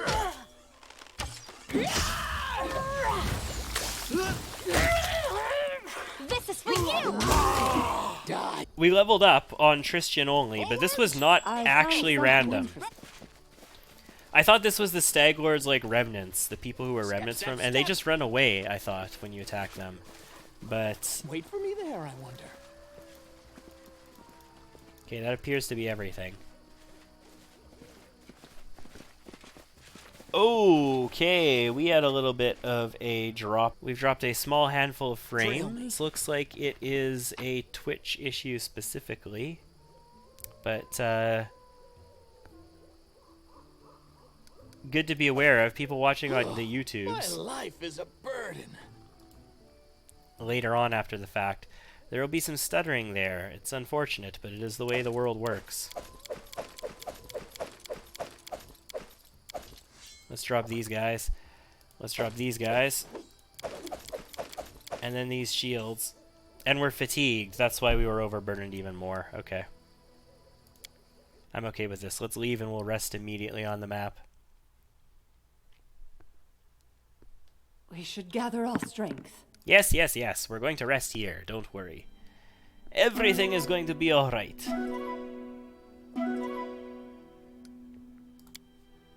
No problems, no problems. See, we still managed to not get attacked.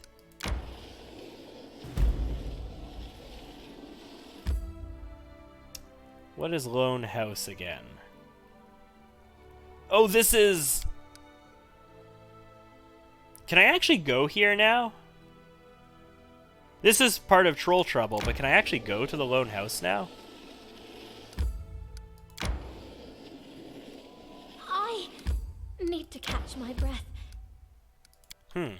I kind of wonder if I can actually go there and interact with him now. Bartholomew. What is it? Bardiol what's his name? Delgado or something? He's there, but I don't know if we can interact with him at this point. We have some kingdom events, that's to be expected. Let's enter Tussdale, and we'll head to the throne. No, you know what? We'll head to the main square first. I want to sell my stuff before we do anything else. Let's get rid of this weight that we're carrying. I mean, technically I can sell to like the scroll vendor now, and that wouldn't pack extra stuff on the regular vendor. That way his inventory wouldn't increase and I wouldn't need to worry about that. But whatever. It's fine. We'll just sell to him. Look! Lots of people! The citizens of our barony, they are thriving. They've got roofs above their heads because we're lawful good. What do you have? Nice. Deal. I have enough money to buy the small bag of holding if I need to, which should be coming up soon. Flail +2. Yay. Flame Guard, if I was going to use it. One-headed Rapier Stratagem. Enhancement +2. Agile, Finesse Wielding.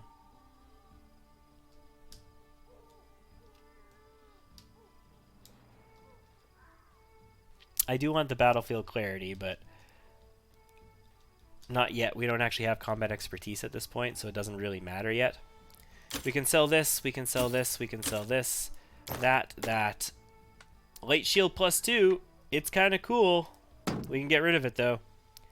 The Bastard Sword, Andax, Short Sword, Bow, Wand.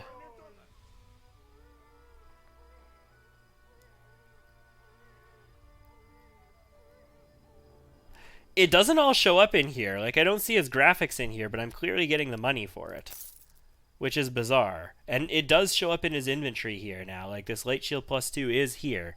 So, it definitely transferred, but that's just bizarre. Step. Alright. We only need a little bit of experience. Let's head inside.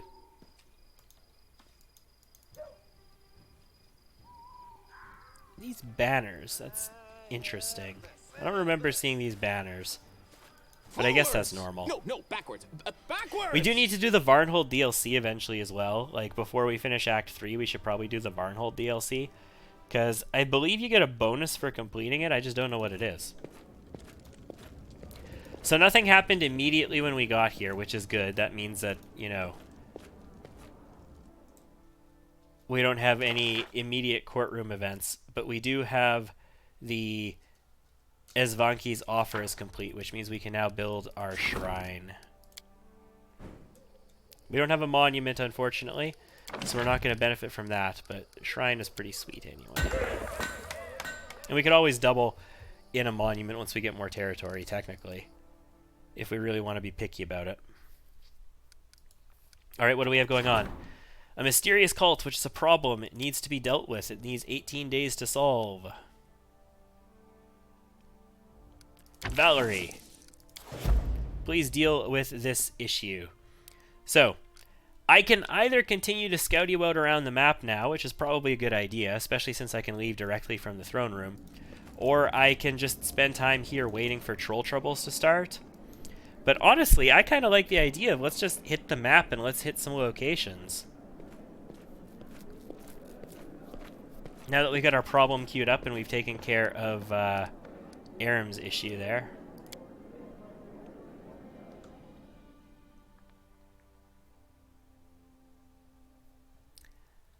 So we could do all kinds of stuff at this point. What are the good locations nearby that I really need to get to? Riverine Rise. I don't remember what Riverine Rise is. But we can go there and find out. Okay, that's a mastodon. Pterodactyl. Saber-toothed tiger. Actually, I guess it would be Triceratops, saber-toothed tiger, right? Okay, he doesn't hit that hard. Death comes.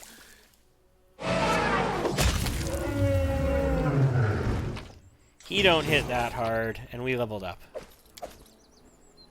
Yes, inspect him, please. We did not manage to actually successfully inspect him. But what we did do, we did not level up. Why do I hear a level up from that, even though we did not?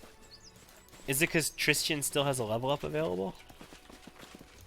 I suppose it could be. How close are we? Quick, else we miss all the fun. 22-8. Time becomes distance. Yeah, see, there's nothing on this map. This one is a proper random map, and there's nothing on it.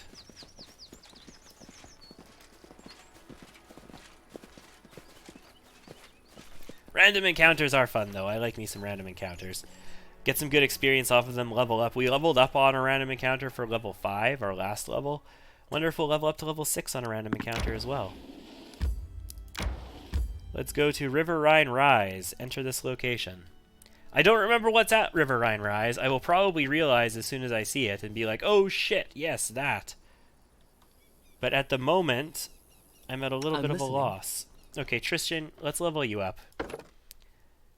We probably should do that before you rest, just so your spell slots are taken care of. Also, fire resistance is pretty cool.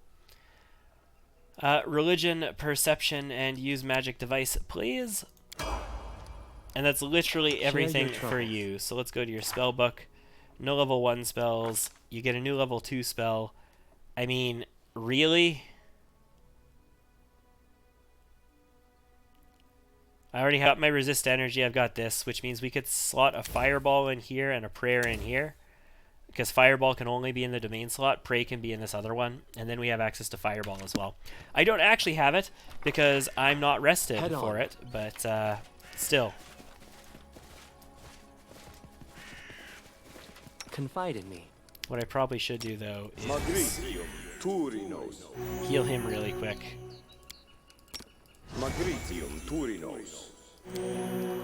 Magritium Turinos. Trail me. There we go. Trail mix.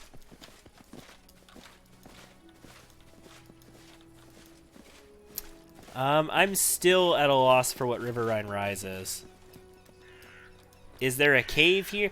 Oh, is this the wyvern? Is it a wyvern? Or is it a hydra? It's an elemental, that's it. Large water elemental. 21 hit points, level 2 outsider. I have inspect on still. I wish there was another way. We can kill it. Shooting poison at it might not be the best idea, but we can kill it.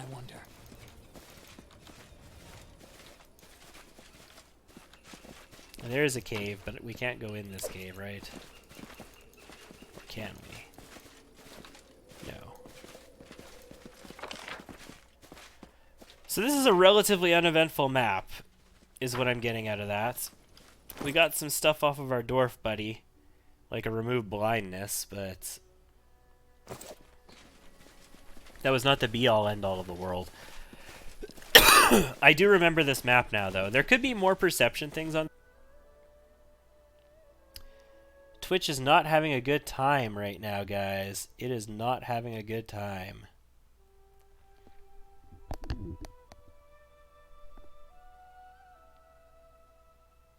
And it's not stabilizing at the moment. There we go.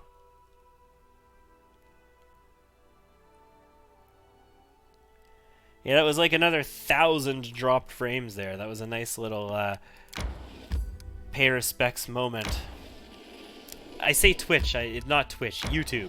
YouTube! I used to be a Twitch person. It is YouTube these days. My Life is a burden. That is YouTube having some issues. May we have a moment of respite? Let's go to the bridge. The bridge has some experience on it. It actually has a lot of experience on it. It's got the Goblin Prince on it. It's got the Stag Lord's Bandits on it. We can solve that problem. There's potentially a lot of experience here. We could definitely level up off of this. I never go here this early. Maybe I should make that a thing that we do in the future. Oh no, we haven't gotten the event for the Witch's Hut yet. She comes to our courtroom to give us that event. Yeah, alright, let's go to the bridge. There is a lot of experience here. We don't have a cold iron weapon, so we can't kill the dragon dude. But I also don't think we could kill the dragon dude at level 5, in all honesty. So we probably shouldn't attempt it anyway. But this map has a lot of experience on it. And we start getting that ring as well, which normally you don't start getting at this point. Becomes distance. It might actually be tough, now that I think about it.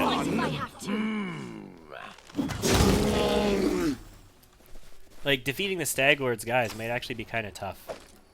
That's a lot of bandits, and they're reasonably beefy. Let us strike as one. So I'm just gonna go ahead and drop a fireball on these guys. It hit 2 of them. They both saved. Not the most effective fireball I've ever used. Let's call it that. Hit somebody who's alive still, please. Like this one.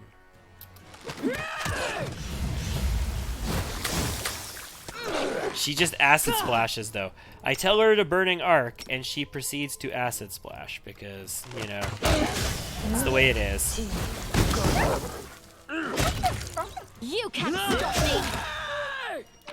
That was good. Amiri took some good damage, but I mean, we got our nice level out of that, and that's sort of the reason that we came here. So, Lort, that's going to be level...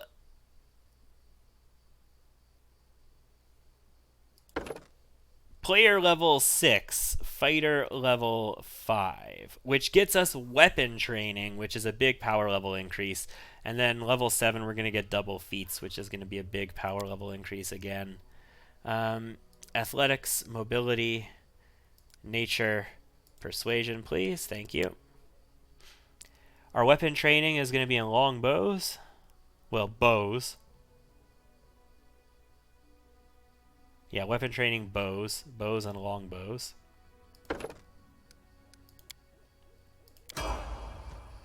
Ragongar, you're going to get your last level in Rogue, right? So if we take a level in Rogue here, this is the level that you're going to get Debilitating Injury. You're going to get another Rogue talent, which is going to be a combat trick, and you're going to get Uncanny Dodge. Yes, so this is the last level in Rogue for you. So athletics, mobility, stealth, perception, persuasion, use magic device, and I can even put a point into something else, like Lure Nature, since apparently you have it as a class skill. This will be a combat trick. Not point blank shot, no. Piranha Strike, point blank shot, armor focus, no. Back to back. You know what we need? We need combat mobility, right? We should probably take combat mobility. Combat expertise is good as well. Having it now would be cool. We're not going to get our BAB until next level. So we're not going to be taking duelist until level 8.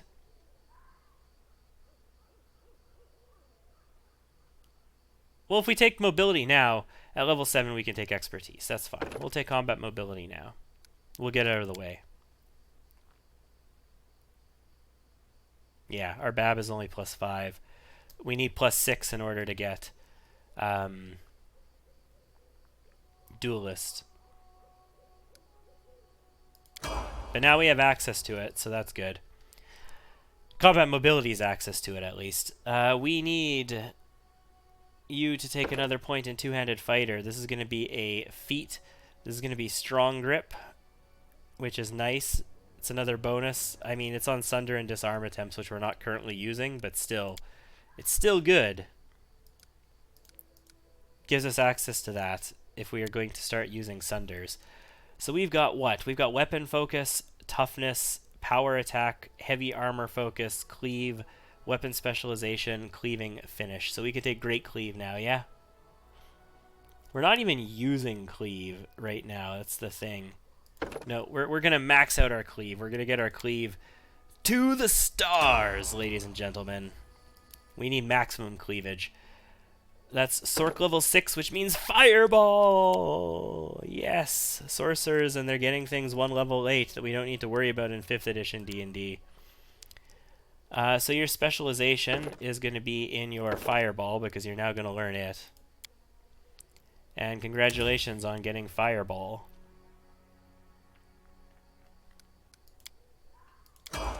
And Octavia is also going to get access to level 3 spells as an Arcane Trickster at level 6 because she splashed a level in Rogue.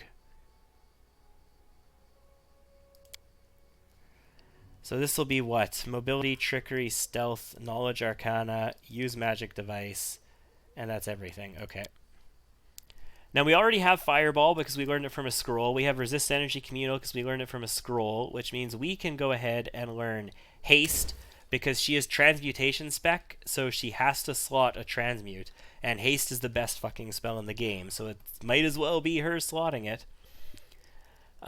Displacement is cool. Lightning bolt can be cool. Arrows, energy. See invisibility communal though, yeah? Yeah? We're gonna take see invisibility communal since we have fireball and resist energy already.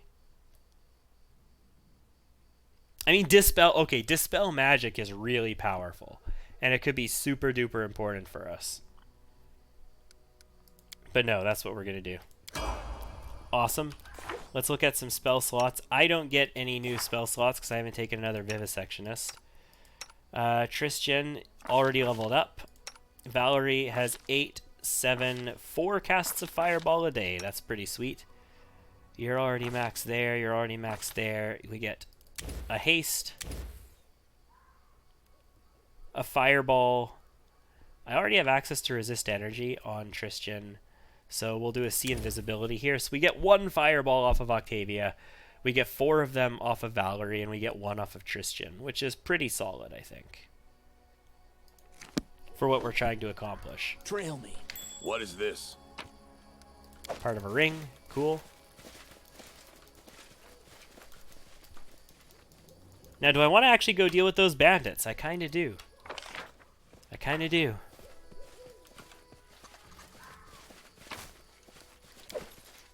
What's in wait for me there? We're going to camp, though. We're going to camp. We're going to get all these new spells restored, and we're going to get Amiri up to full strength before we go deal with any of these clowns, because they can actually be reasonably tough. They can be reasonably tough when you're a higher level, because I'm usually, like, what, level 10 or something when we do this? I don't know. We're in Act 3 when I do this normally. Step. This is midway through Act 3, so doing it now seems a little bit early to me. To victory! Hi, Tasselworms. Okay. That is a solid number of Tasselworms. You know what we can do against a solid number of Tasselworms? We can drop a fireball.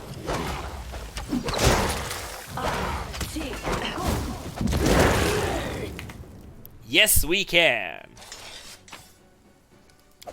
God, I love Fireball and Lightning Bolt. I love them both so much. They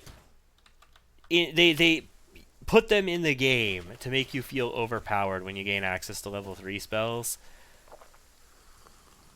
I did as you asked. And you just, ooh, that's kind of cool. I mean, it's a half plate, so it's shit because half plate is shit. But I mean, it looks sweet. Forwards. No, yeah, no. Backwards. They put them in the game so that people are overpowered feeling when they hit level 5 or level 6 or whatever, when they gain access to level 3 spells. It's the entire purpose of it. It's to make you feel awesome. It's to make you feel like you're ridiculously crazy good. And also to make it feel like the enemies who can use them, who you might even encounter at level 4 potentially before you have access to it yourself, are ridiculously crazy good too. Dawnflower, guide my hand. This all feels different to me.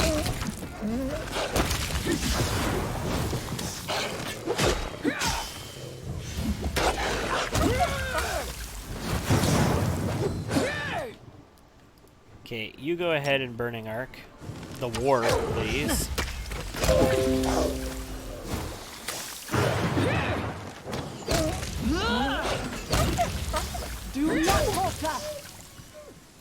Alright, we're alright.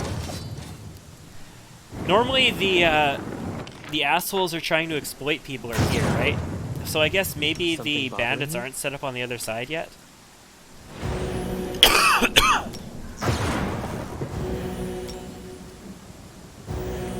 Trail me.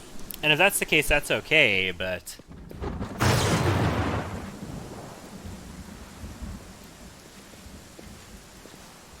I don't have, like,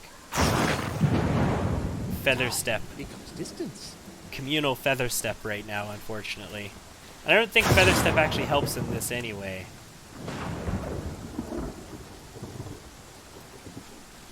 Expeditious Retreat would help us here. Expeditious Retreat is also a personal only spell. So if you want to get out on more people, you need an alchemist. This is for you. Having access to Expeditious Retreat personally, though, from Vivisectionist might help us. Discovered something. Might help us get out of the Verdant Chambers, though. Because I was thinking, like, if we're not going to have spells, we're not going to have access to Expeditious Retreat. No, backwards, backwards! And Feather Step, which is shall pretty end important this as well, suffering. because you need to avoid the thorns. It could be pretty tough.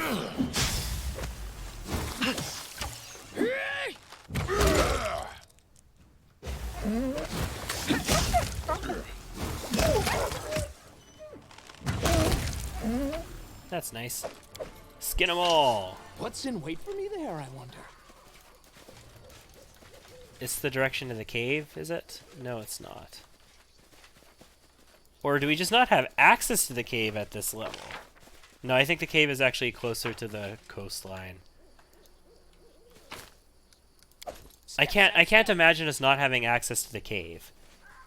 That wouldn't make any sense. It's not like the terrain changes as the game goes on. So it must be there. The baddie's probably in it. But Time becomes distance. we wouldn't want to fight him at this level, I don't think. But we definitely don't want to. I don't have cold iron. He's vulnerable to cold iron. I don't have a monk with access to cold iron. I'll fight if I have to. And I don't have anybody with a cold iron weapon, so we don't want to fight him. Because he regenerates unless you have somebody with it.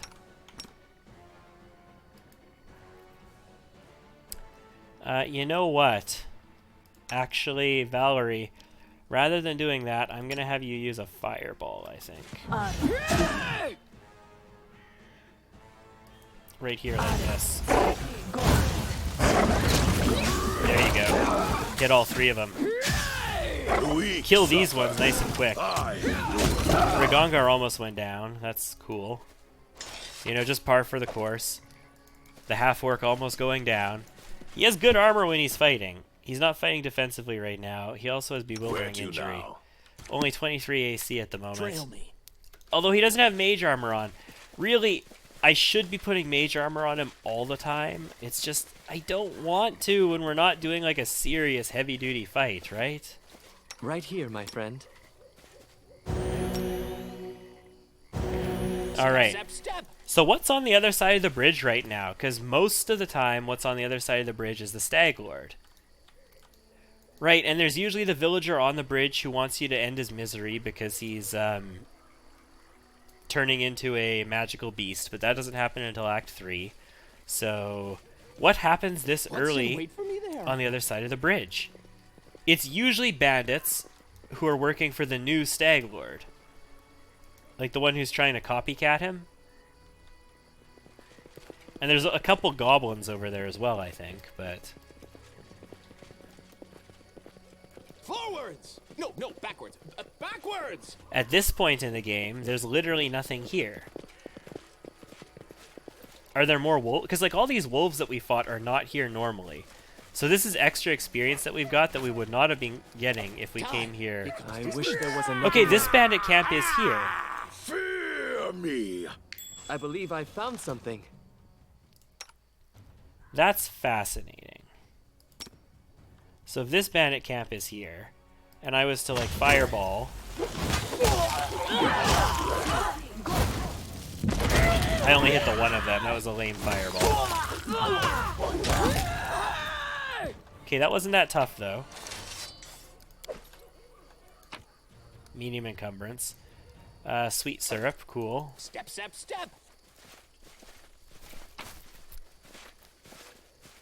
A dagger, some camping supplies, money.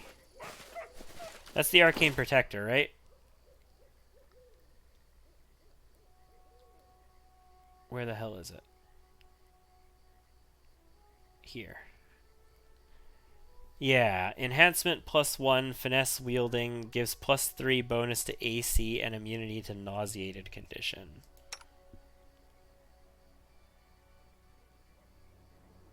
So what I want her to have it is my question.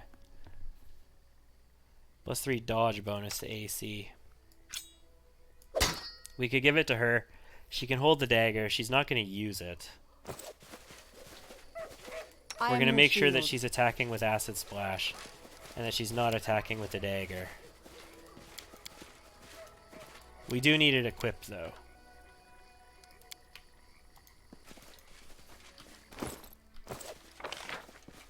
We left loot there. Well, that's lame. We'll have to go back and get that. There's still more loot over here, too. There's still more of this map to check out. Done and done. Phylactery of negative channeling. Right, I remember that. That was here. Channel negative energy increases the amount of damage to living creatures or heals undead creatures by +2d6. That's really good. What's in wait for me if there? you're negative channeling. If you build like Necromancer Aram. Although no, Aram has positive energy by default. That would have to be your own personal cleric. Because Aram by default, if you don't respec him, has positive energy by default. I did as you asked. What's the DC on that, out of curiosity? DC 24. I have +20, so we could potentially fail those. And we actually literally rolled the minimum roll in order to succeed at that, which is kind of scary. The fact that we can actually fail some of these things with +20 at this point in the game. But, I mean, this is a slightly more advanced map than we're supposed to be on, too, so that factors in. Cloak of the Winter Wolf. Successful bite attack, it deals an additional 1d6 cold damage and trips the target. Okay, so this is for druids or it's for barbarians. The reason being, well, it could also be for other things. It could be for like sorcerers who change shape and all that kind of stuff too.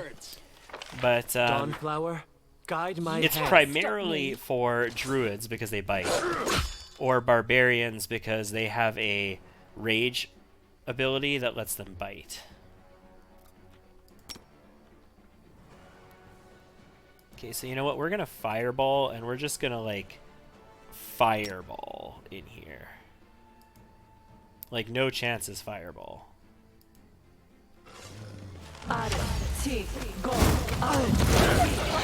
Comes. And Ragongar went down. Is he gonna die? No, he just got knocked down. Sweet. Consider provoked. We could have... So here's the thing. This battle, I saw the battle coming, and I went in to engage. Like, I knew they were there, and I moved and engaged them. I'm listening. I could be handling this better I could be going into those battles with a fireball to lead off. What's in wait for me there? One or two, and hit literally all of those guys, and not have to worry about it. I think this is the map that we left our last playthrough off on, actually, now that I think about it. But it was in, like, Act 3 or 4 or something that we did that. It was not this early. Let's go see what this loot is. We also have loot over there. We've got a little bit more of the map to explore as well. There's a lot of experience on this map. There's a lot of combat, lots of large clusters of enemies that you can get lots of good stuff from with well-placed fireballs. I still have one on Tristian. I've used all of Valerie's. I've used all of Octavia's. Octavia only had the one. Distance. But I still have Burning Arcs. I still have Scorching Rays, which Scorching Rays are really the bread and butter of the Arcane Trickster anyway, until you get Hellfire Rays. And even then, Scorching Rays are still pretty useful, especially with meta magic on them. Nothing? Apparently nothing. Don't detect anything, don't detect anything. Alright, let's go take a peek at what this loot that we missed on the bridge was. Because I do care about getting this. And then we'll head out and look for some more trouble. We're spending our time now. Getting some experience and some loot off of these maps before Troll Trouble starts. It should be starting pretty soon. How long until the curse?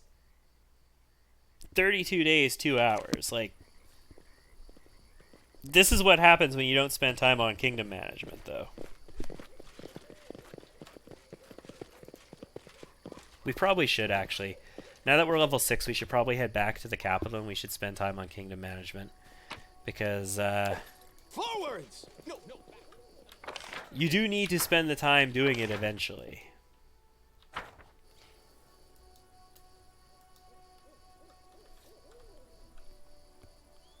You will need access to a lot of that stuff in order to get through the game.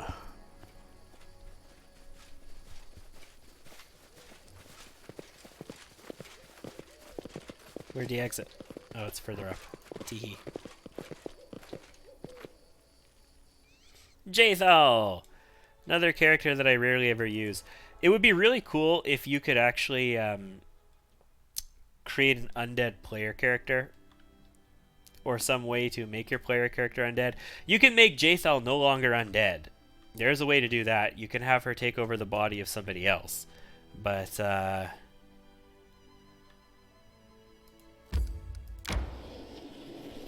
it would be cool if you can add an additional undead character is what I'm getting at. Enter the location. We'll go to the main square first. We'll sell our stuff. Then we'll head in through the keep. And check out kingdom management from there. We'll get Troll Trouble started. It's a good time to get that started. It's a good time to spend some time on the map and get some of these things sorted and away with. There's not much else happening otherwise. We could adventure during this time and get experience and get all kinds of other good stuff, but all the locations we go to are going to be locations that we'll have to either revisit later or we're not going to be able to benefit from again later when we might need experience then, so let's offer this stuff up. I'm also going to offer this up because it's stupid. Wait in descending order. You can have rations as well. You can have this phylactery and the cloak. I don't really care about those at this point. Deal. It's another 16,000. We definitely have enough for the small bag of holding now, so if that's the case,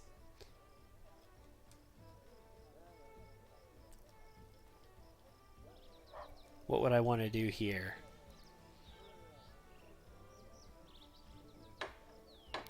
Nothing really.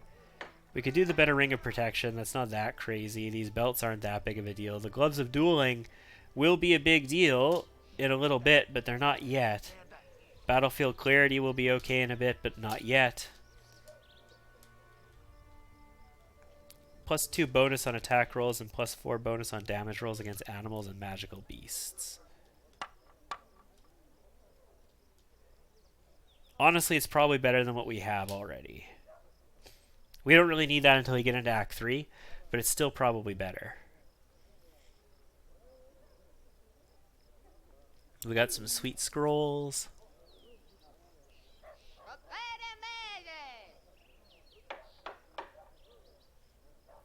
I kind of do want this battlefield clarity. The problem is I'm going to want the +8 helmet later. None of this stuff is really blowing my skirt off right now, so I don't think we're going to go with any of it at the moment. We're just going to do the sale. We're going to get our stuff, our money, head inside, and we'll do some kingdom management. Let some time pass. I don't believe we have the BP in order to claim the outskirts. Plus, we're going to need some in case events fire, so that's a thing.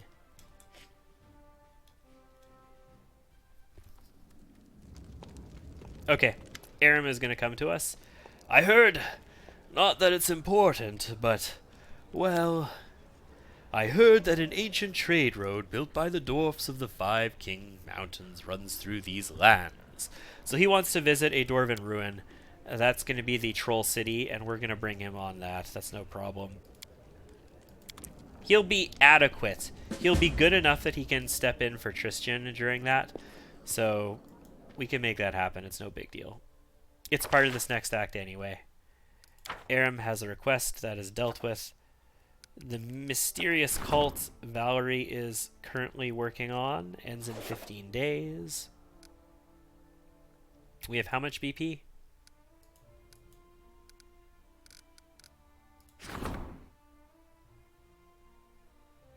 Like, it does not actually tell me how much BP I have. There we go. We have 167. So I could claim the outskirts. Should we do that? It's the end of the month. It's going to take 2 weeks. That'll be before the hilltop is going to be a problem. Let's claim the outskirts. I want to be able to do barony control when I'm up at Oleg's as well, so let's do it. This might be a huge mistake doing this right now, but let's do it anyway. Done. I could do kingdom management when I'm in the outskirts now. That's the reason. Like, you want to claim the new territories because it allows you to do kingdom management when you're in them. It also allows you to build more stuff there, but you don't have the BP to do that yet. The real benefit of doing it early is that you want to be able to kingdom management when you're in the Camellands. You want to be able to kingdom management in the North Gnarl Marches, the South Gnarl Marches, and the Dire Gnarl Marches as soon as possible. So basically, this whole section, you want to be able to manage your kingdom from as soon as you can. What do we got in events? Merchants in the capital, that's an economy increase, that's cool. The counselor awaits me in the throne room. And we have troubled lands, which is an opportunity. Breeding ground for bandits. It's going to take how long? 17 days, so it's going to take till next month. Troll Troubles is going to need a Miri. I'm willing, I don't like doing this in the middle of the month, but I'm willing to send Tristan on this. Why not? And the counselor awaits us, so let's go to the throne room. Let's see what Tristan's got to say. In his armor. Greetings, Baron. I am sorry to take you away from your other affairs, but your people need you. Okay, so this is, they're unsure about how to handle the fact that we're here now.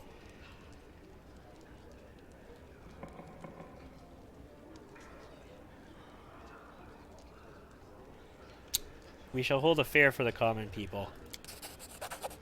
Community and culture increase. We don't spend any BP doing that either. Some of these decisions will result in you needing to spend BP. Also, because he came to us, that means that he is ready for training, which means we could upgrade him. So that's another thing we can spend time on.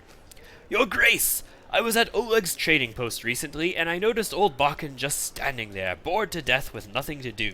This is most unfortunate. After all, the old grumbler is a very knowledgeable alchemist. However, he has no use for his skills, since the locals need nothing more than the simplest of healing potions. So Jihad wants us to recruit Bakken. He's our first sort of artisan that we can get stuff out of, which is cool.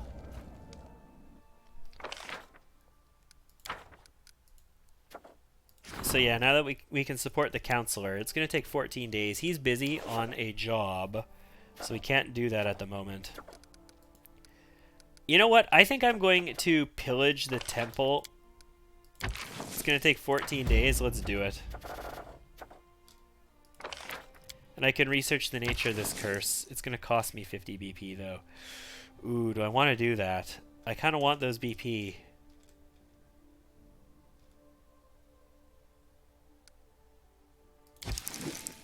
No. We're not going to research Davik Nettle right now. Okay, Troll Troubles should be triggering any time now. How much time do I have before...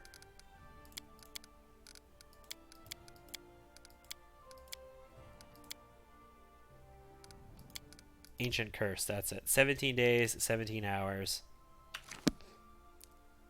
We could continue exploring, but let's spend some time. Mysterious Cult! We were triumphant on the Mysterious Cult. That's fantastic.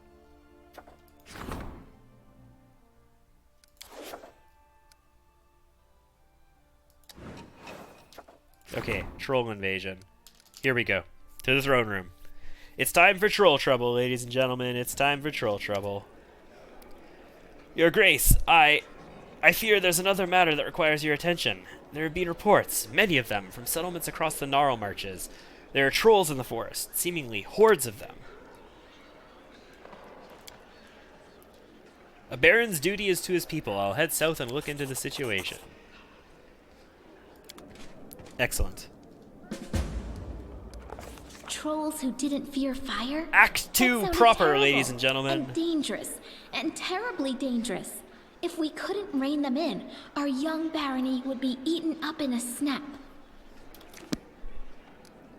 Okay. So that's going to get us into Troll Trouble. And because this act has now started, we can go recruit Ekun, and we can go recruit Jubilost. And then we have a treasurer, and we have